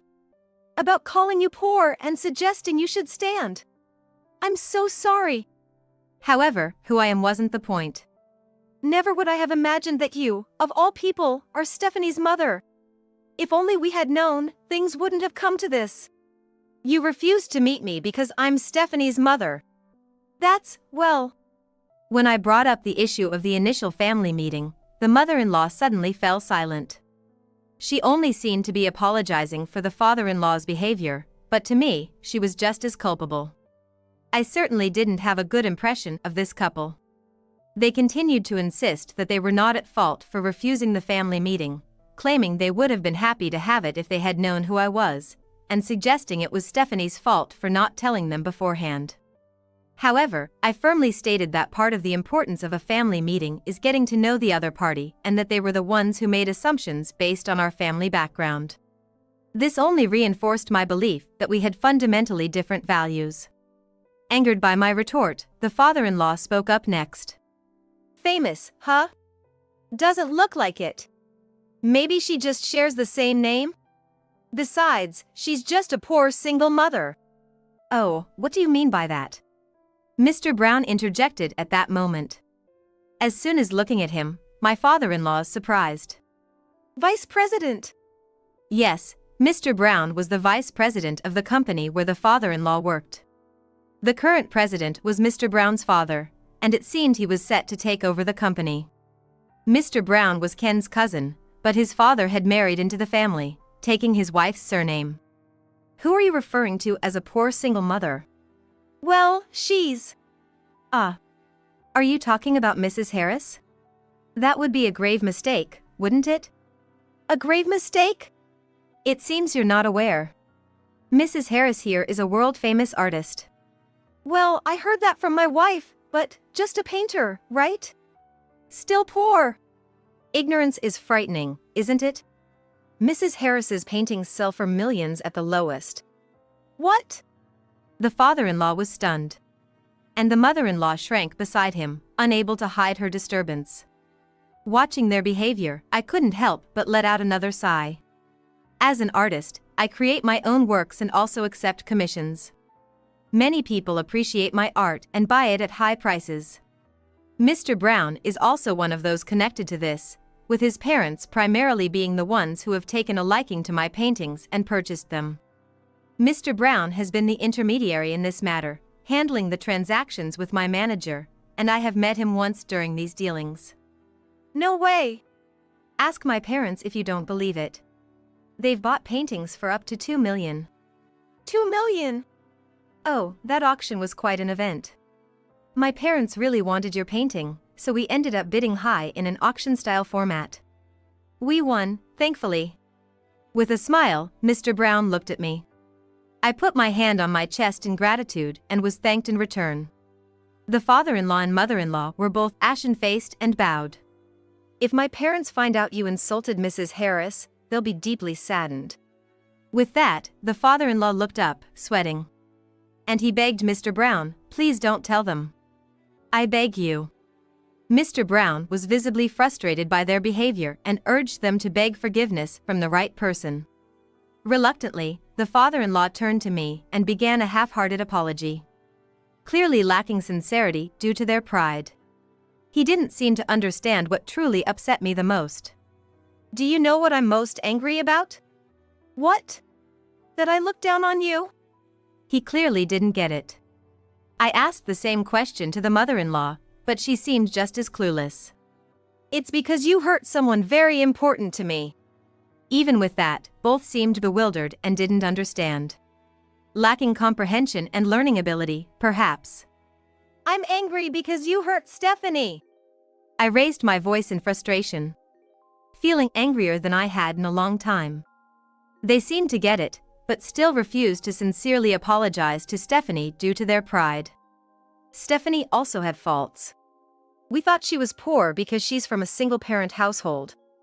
It was clear they were trying to shift the blame to Stephanie, claiming it was Stephanie's responsibility to explain things to us. Mr. Brown looked exasperated, while Stephanie was visibly upset. At that moment, Ken stepped in. Stephanie, keep an eye on these people, he said, standing by her and putting an arm around her shoulders. Let's make sure we don't end up like them, he added, clearly angry after hearing the conversation. His actions calmed my rage. What kind of attitude is that towards your parents? Yeah, Ken. Behave modestly. No thanks. If you keep hurting my important person, I'll cut ties with you. What? Everyone present was surprised by Ken's statement, but inwardly, I was thinking, well said, and commended him. Mr. Brown seemed pleased, too. I'm grateful to you for raising me, but I'm building a new family with Stephanie. That's my happiness, so if you interfere, I don't want any part of it. Stephanie looked relieved by Ken's support, and her worried expression faded. Seeing this side of Ken, I felt even more supportive of their union. The parents-in-law were silenced by Ken's words. The groom's so cool. Stephanie, he may be like this, but take care of him. Of course. And you too. Like this, huh? The tension eased a bit. And I was happy to see that they could overcome challenges together. Arbitrary and prejudiced actions never lead to anything good, I said to the disheartened pair, who flinched slightly and turned towards me. Being from a single-parent family doesn't necessarily mean being poor, nor does being poor justify contempt. A lack of compassion is a form of poverty too. They left the room without a word, looking frustrated. As a parent myself, I'm relieved I never adopted such a worldview. I owe my current self to Stephanie, and I need to thank her again. A few days later, my manager informed me that a man claiming to be a relative of mine had called, wanting to speak with me. A man claiming to be a relative of mine connected the call. Hello? Hey. I'm Ken's father. It was the father-in-law. He had searched for my office's contact details to reach me.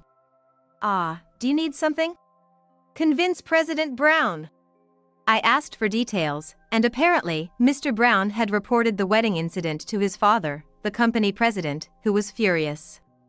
The president was considering taking action against him since my office had a contract with their company and it could cause damage. I want you to ask them to not take any action. Why should I? That's your company's business, not mine. He continued with his condescending tone, which was unpleasant as usual. I realized people like him never change. We're in trouble because Ken hasn't contacted us since the wedding. That's the result of your own actions. What? Ken had apparently followed through on his words from the wedding and cut ties with his parents. It allows Stephanie to live without anxiety. Everything was their own doing, yet they were asking for my help, which was utterly inconvenient. To think you survived in society with such an attitude. There's a limit to looking down on people. I have no obligation to listen to you, and I don't care about your troubles. Damn it. I'm asking you, I'm bowing down here. I see you don't understand. Things will happen as they will. I'm busy, so I'll hang up now. Goodbye. Wait. I ended the call and informed my manager not to connect them anymore. Despite several attempts from them, my manager, who is more direct than me, eventually stopped their calls. I reported the incident to Stephanie and Ken and urged them to be cautious. After they couldn't reach me, the in-laws apparently went to Ken's company, which led to security intervention. Ken explained the situation to his company, which agreed to keep them away. Mr. Brown later contacted me, apologizing for involving me in the company's affairs. But I reassured him, confirming our contract would continue. Eventually, the father-in-law faced a demotion but chose to leave the company after disputing the decision. Since the wedding, the in-laws had a strained relationship, leading to divorce after the father-in-law became unemployed. The mother-in-law once sent an email to Ken, asking him to support her, but he ignored it. The father-in-law, with his high pride, struggled to find re-employment and was barely scraping by working at a part-time job. The mother-in-law, unable to find support from relatives due to the wedding incident, ended up living in a shabby apartment while working part-time jobs. As a celebration gift for Stephanie and Ken, I surprised them with a house. I remembered a house that Stephanie and Ken once said, "We'd like to live in," and had one built with a similar design for them. To ensure their living environment wouldn't change drastically, I had the house built close to where Stephanie and Ken are currently living. They were overjoyed with the gift, even suggesting that I live with them in my later years. I reported to my late husband's memorial that Stephanie and Ken were very happy, and placed a photo of the three of us at the altar. Next year, I'm also looking forward to the birth of a grandchild, adding more joy to my future. I fulfilled Lucas's dream, which, by the way, you couldn't do, Auntie, she said, flaunting her newborn baby to me. Seeing me struggle for words, Emma smiled smugly. Our baby looks cute like Emma, doesn't she? She's probably gonna be a model or actress someday, said Lucas, my betraying husband, piling on. Guess it's time to head back. We've shown off our happiness to Mia, the singleton, and I'm really satisfied today, Lucas said, sharing a sly grin with Emma. What do they think of children? It's like they're using the baby as a mere tool to flaunt to me, who couldn't have children. I was nearing my limit with their attitudes. Then I realized something. Huh? This child? What's up with you all of a sudden? Lucas reacted slightly to my voice as I muttered without thinking. Suddenly, I found the situation amusing and chuckled. Gently stroking the baby's cheek, I said, "She's like an angel, but her skin." As I revealed a certain truth, the smug smiles on their faces instantly froze. My name is Mia Brown, 52 years old. My husband Lucas is an executive at a major trading company, and I have supported him as a housewife for many years. Lucas sometimes brings his subordinates home to enjoy my home cooking. Mostly, he boasts about his younger days. The subordinates Lucas brought over would say, "Wow, that's impressive," and politely chuckle through his long stories. When they praised my cooking as delicious, Lucas would smirk and say, "Well, that's about the only talent she has, and she should be grateful to be fed by a high earner like me, otherwise, she's just a burden," belittling me in front of them. I'd be lying if I said it didn't bother me, but I've always told myself I'm not in a position to argue. We've been married for almost 30 years, yet we don't have children. I always dreamed of having at least 2 kids after getting married, and we spent time and money on fertility treatments, but we weren't blessed with children. I felt a sense of guilt for not being able to bear children. So, no matter how insensitive Lucas's comments were, I'd just smile and think, I can endure this much. Besides, when Lucas talked about work, his eyes sparkled like a boy's, and I was happy to be a part of his strength. After all, I'm in love with Lucas. Besides cooking, I had another talent. Sewing, a hobby I've had since my student days. I started by imitating my mother sewing dolls by hand, and they became quite popular among my friends. Utilizing that skill, I started making stuffed toys and charm bags, hoping to help out with the household finances, even just a little. It might not amount to much compared to my high-earning husband's income. Still, I continued this modest side job, driven by the desire to at least feed Lucas something delicious. On weekends, our niece Emma often comes to stay at our apartment. Emma is the only daughter of my sister, Nora, and works in administration at a small trading company. There was a reason she came to stay over. It was to support an up-and-coming idol group. You know, Mateo was on TV for a bit the other day. Man, he was so cool. Emma arrived fanning herself with a fan that had a young man's photo on it. This young man, Mateo, was the leader of the idol group on her fan. Their group holds regular performances at a club near our apartment every weekend, and that's why she stays over to match their schedule. Emma, you've got even more merchandise recently, haven't you? Each time Emma visited, the pile of her belongings in our room grew. Well, when new merchandise comes out, I just gotta have it. And Mateo is the most popular, so everything sells out as soon as it's released. I absolutely have to get it. I could only smile wryly at my niece's excitement before a performance. Indeed, buying merchandise of your favorite idol is a joy for a fan, and I used to collect records of my favorite singers, so I understand the feeling. However, I wondered if it was necessary to bring all these purchased goods to our house. Isn't it hard to carry all that around? It's fine. I store the merchandise I buy here. Emma nonchalantly placed her belongings in a corner of our bedroom. It's just me and my husband living here, so it's not that spacious. Oh, come on. It's fine. Uncle Lucas just comes home to sleep anyway. I had no choice but to accept my niece's whims. Oh, and this, I forgot. My mom gave it to me to bring. Saying this, Emma took out a package of premium tea leaves from her bag. My sister's family occasionally sends gifts when Emma stays with us, and she always brings something like this every time. You really don't have to go to all this trouble. After graduating high school, Nora worked out of state until she was 30. Then, she took over the family's gift shop, and Charles, who had been working there as an employee, joined the family as a son-in-law.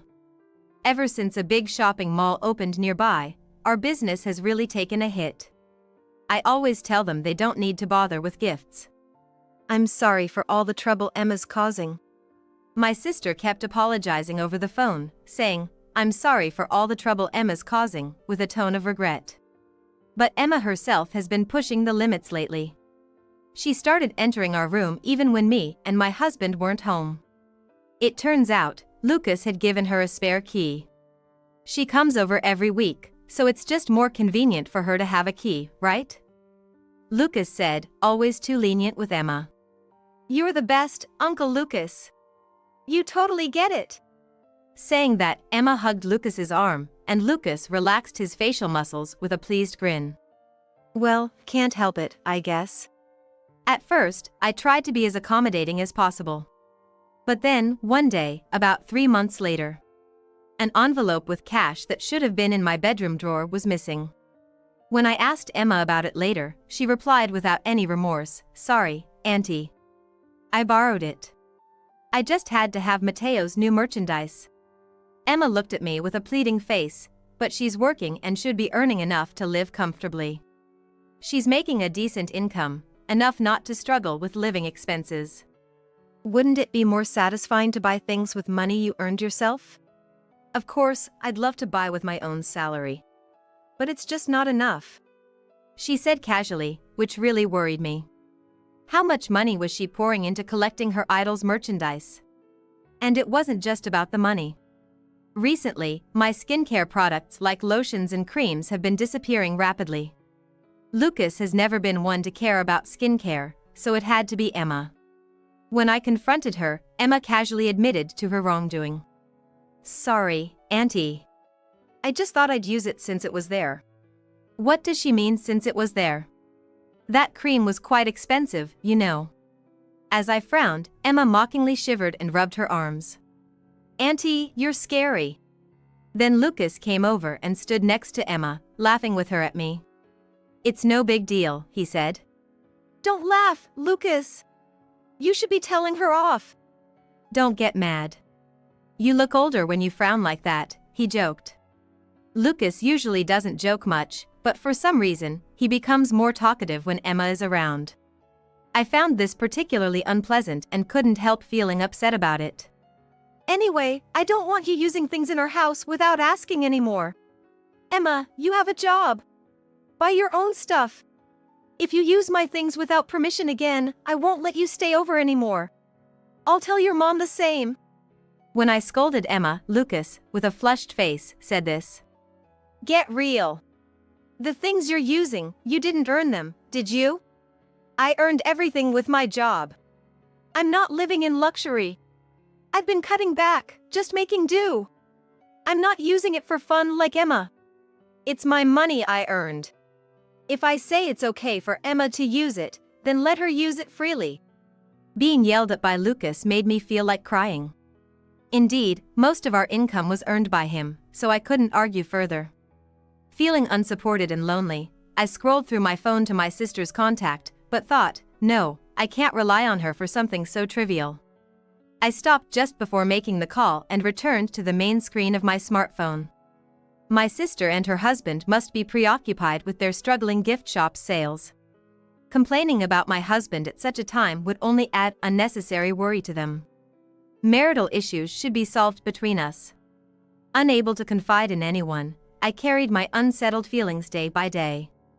On a particularly cold Sunday morning in winter, a friend from my student days had invited me to go shopping. I decided to wear a fur coat I hadn't worn since I bought it long time ago. I had already informed Lucas, who had a rare day off. I will be back by evening, but if I'm late, could you eat by yourself? Just reheat yesterday's leftovers in the microwave. Don't worry about me. Enjoy your day off. Lucas said with a big smile as he saw me off.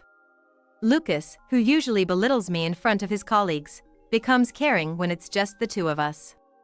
I genuinely felt happy to be married to him. However, when I arrived at the station, my plans changed after a call from my friend. Sorry. My husband strained his back and can't move. Bad timing, but we have to reschedule. It's all right. But, next time, you're treating me to fancy French cuisine. After jokingly responding to my friend's repeated apologies and hanging up, I thought, well, what now? I tried to rethink my plans for the day, but nothing specific came to mind. With nothing else to do, I decided to head back to my home where my loving husband was waiting. On the way, I stopped at the supermarket to pick up some ingredients for lunch and headed to our apartment. I thought of making Lucas some warm stew. As I opened the door, the heat from the heater hit me along with a strong scent of perfume. At the same time, I noticed Emma's shoes, which are always there on weekends. Emma, are you here? I called out, but there was no response. I headed to the living room, but it was empty. Strange, where could they both be? It seemed like they hadn't gone out since I could feel someone's presence. I stored the groceries in the fridge and decided to look around the apartment again. From the bedroom, I could hear Lucas's snoring. Was he taking a nap this early in the day? I didn't know much about Lucas's job, but being a vice president, I assumed his weekdays were probably tough. So, I thought I should let him sleep on his rare days off. However, when I opened the door to see Lucas's face, an unbelievable scene before my eyes made me doubt what I was seeing. On the bed, where Lucas and I usually slept, lay Lucas and Emma, both naked and sleeping side by side. They were both breathing deeply in sleep, completely unaware of my return. Oh, you. I called out in a barely audible voice. The feeling of disappointment in my husband was stronger than my anger. After calling him several times, Lucas finally opened his heavy eyelids. Is that you, Mia?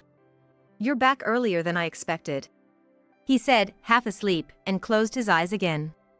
Welcome back, Emma. Emma slowly stretched and sat up, murmuring sleepily. As Emma became aware of my presence, she shook Lucas's body next to her.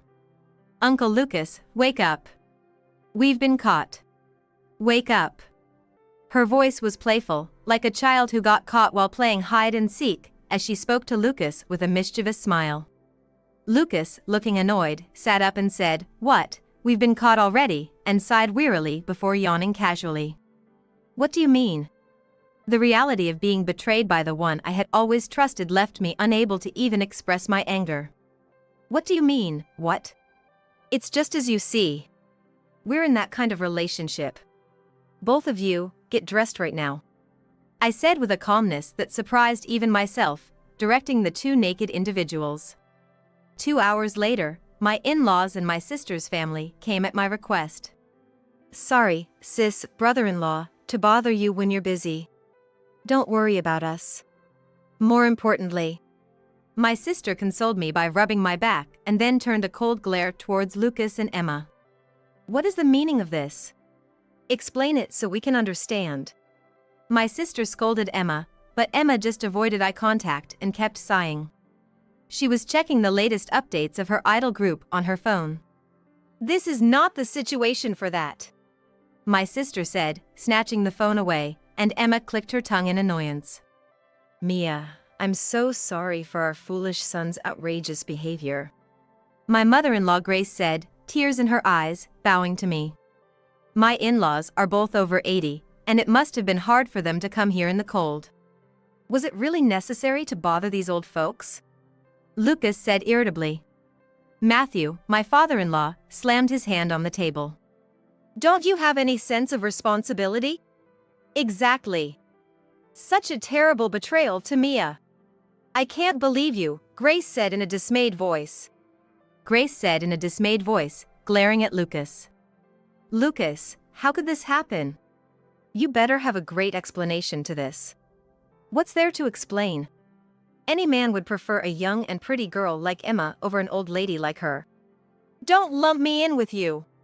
I'm ashamed to be the same gender as you, Matthew shouted in anger, showing no signs of remorse from Lucas. And Emma, you too. How could you make Mia, who has always been so kind to you, so sad? Where did we go wrong in raising you? Charles, my usually quiet brother-in-law, sighed in disappointment. Then, defiantly, Emma said, "Actually, it wasn't Aunt Mia who took care of me, it was Uncle Lucas. He bought me anything I wanted, you know. He even said I could use any of the cosmetics and bags in this house as much as I liked." Unlike stingy Aunt Mia, she said, showing no signs of remorse. Emma, apologize to Mia right now. No way. Why should I apologize to such an aunt? An apology doesn't matter. Even if she apologizes, it won't restore my relationship with Lucas, I said calmly. What was the point of the 30 years I devoted to Lucas? Despite his demeaning remarks about me in public, I had always endured. I could do this because I believed he loved me. However, now that I knew of Lucas's betrayal, everything I had upheld collapsed in an instant. Let's get a divorce. There's no other option. Mia, are you sure about this? My sister asked. I nodded firmly in response. Oh, thank you, Mia. Now we can get married openly, Lucas said, pulling Emma closer. The two of them, without any regard for the family's presence, gazed into each other's eyes. On our way here, your father and I decided. If you showed no remorse today, we would disown you, my sister said to Emma, anger and sadness in her voice. That's fine with me. I can manage without you guys, and besides, I have Uncle Lucas now. Then that settles it. Don't ever set foot in our house again, Charles said in a firm tone. Echoing this, my in-laws announced, Lucas, we too have decided to disown you as of today. My sister, her husband, and my in-laws bowed to me once more before leaving in a heavy atmosphere. Afterward, my divorce from Lucas was finalized. The divorce settlement, handled through lawyers, granted me the right to demand alimony from both Lucas and Emma. But Lucas said, "I don't want to burden Emma," and ended up paying the full amount of alimony for both of them. Less than a month after our divorce, Lucas remarried Emma. I'm an executive at a major trading company. I have plenty of financial leeway. You can have all our shared property since you're jobless. Lucas said, renouncing his share of our property out of pride. In addition to that, he had to pay alimony for both himself and Emma, which seemed to be putting him in a tough financial situation. But that was no longer my concern, so I decided to move forward without worrying about Lucas. I moved back to my parents' home and began helping out at the gift shop run by my sister and her husband. Both my elderly parents were in a care facility. On days when my sister and her husband visited our parents, I took over the shop. Sorry to always make you help out. I'm the one imposing. I can't just eat without doing anything, I said. My sister and her husband always showed concern for me, especially since their daughter had caused such trouble. I felt more apologetic than grateful, knowing their concern. 3 years after returning to my parents' home, during the summer, Lucas and Emma suddenly appeared right in front of me. "What are you guys doing here?" I wondered as their smiling faces entered my view while I was tending the shop, a dark, uneasy feeling spreading in my chest. "Long time no see, Aunt Mia." Emma, who greeted me, was cradling a newborn baby in her arms. Seeing the baby, I was lost for words. Emma holding the baby meant it must be her child. And naturally, Lucas would be the father. Seeing me at a loss for words, Emma wore a triumphant smile. "I fulfilled a Lucas's dream which, by the way, you couldn't do, Auntie," she said while soothing the baby. Previously, she called Lucas Uncle Lucas, but now she called him by his first name. This reality shook me deeply. Then my sister and her husband, who had been out, returned. "You too? What are you doing here? Is that how you greet your daughter who's come home after 3 years?" Emma retorted, showing off the baby to my sister and her husband. "Look, Mom, our baby. Her name is Charlotte.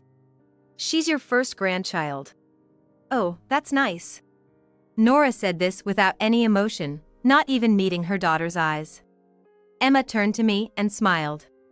"I came to announce the birth. Celebrate with us, Auntie. Say hello to Charlotte."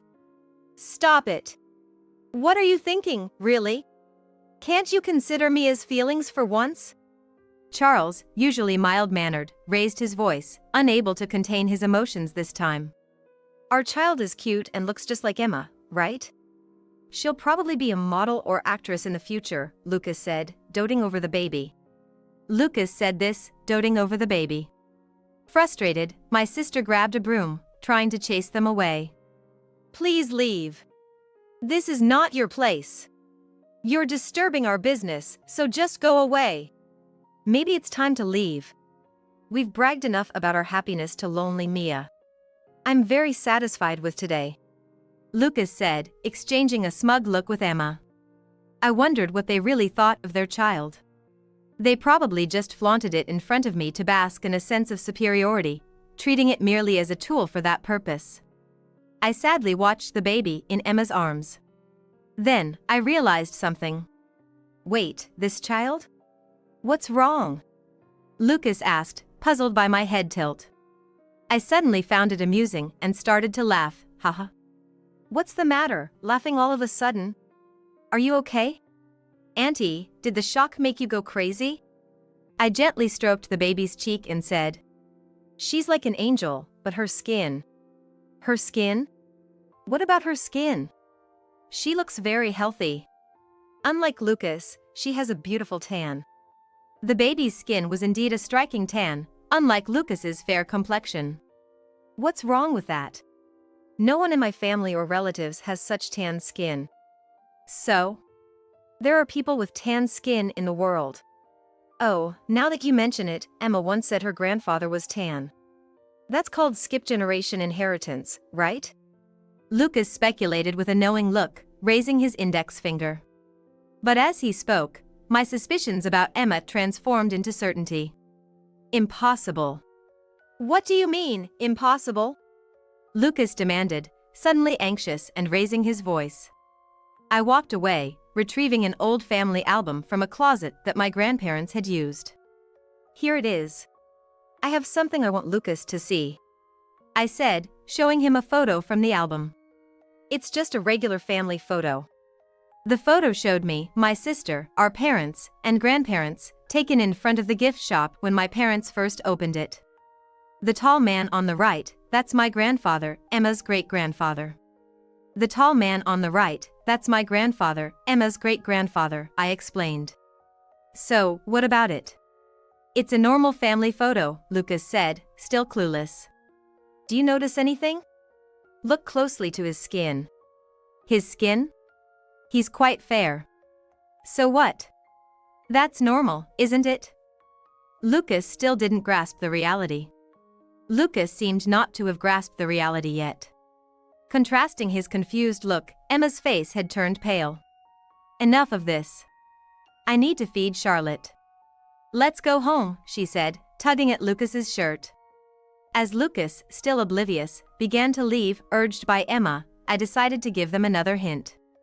None of my family members, not even my grandfather, have tan skin. None of my relatives do. Wait, what are you implying? At this point, Lucas finally seemed to understand what I was implying. Basically, the chances of a child with tan skin being born to you too is 0. I said emphatically. Lucas began to tremble. It's a waste of time being here. Let's just go, okay? Emma kept urging Lucas, but now that he understood the situation, he didn't move. He turned to Emma and confronted her harshly. What does this mean? If a tan child can't be born between you and me, then whose child is this? I have something else I want you to see, I said, snatching a keychain with Mateo's photo, which Emma always carried, and showing it to Lucas. Mateo was a well-known half-Japanese, half-Southeast Asian idol, as he publicly stated in his profile. Emma had always praised Mateo's unique looks as so cool. This kid. She has exactly the same skin color as Mateo. Emma initially looked frightened but then defiantly laughed. Ah well, the cat's out of the bag. Exactly. Charlotte isn't your child. She's mine and Mateo's, she admitted. When I flirted a bit, he immediately fell for me. Emma boasted about her relationship with Mateo. Emma boasted about her relationship with Mateo.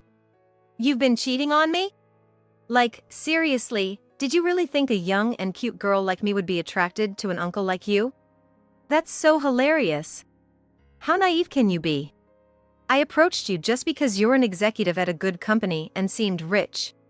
Having lots of money meant I could buy more of Mateo's merchandise. By buying lots and giving him gifts, I could have him all to myself.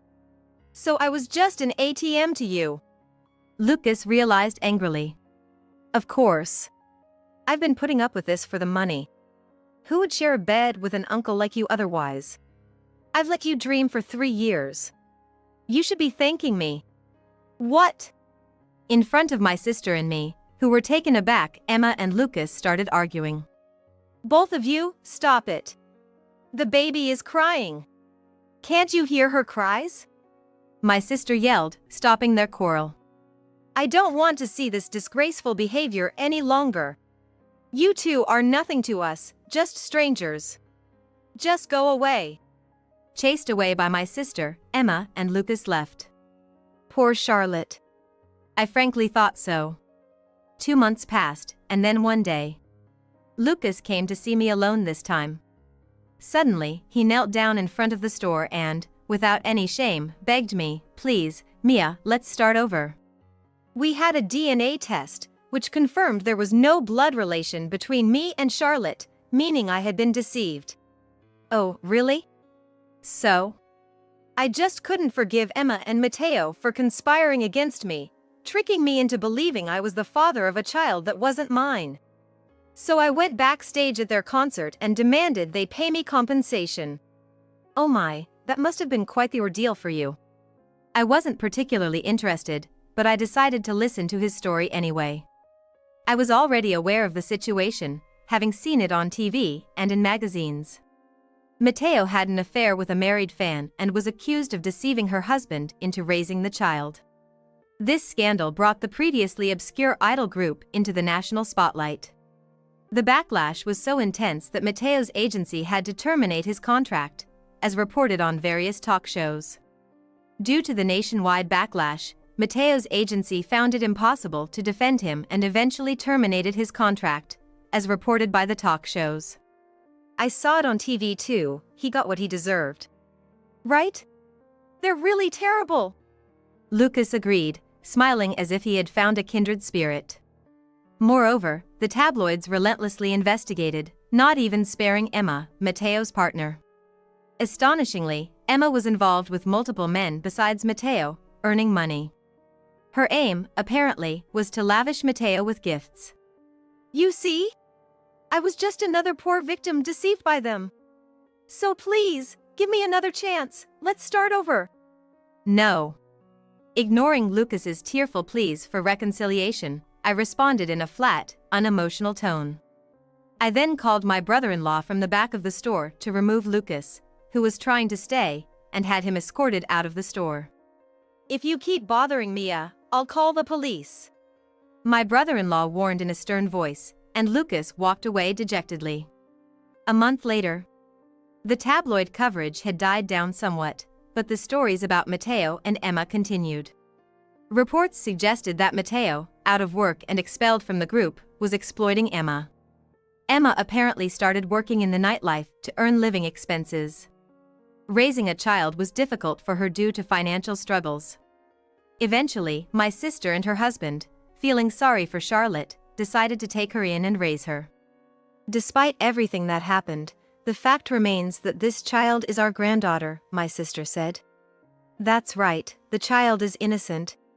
They both take care of Charlotte while running their gift shop every day. As for me, I moved out of my parents' house and opened the sewing class I always dreamed of. I couldn't always rely on my sister and her husband. Although Nora told me I could stay as long as I needed, I had my own aspirations.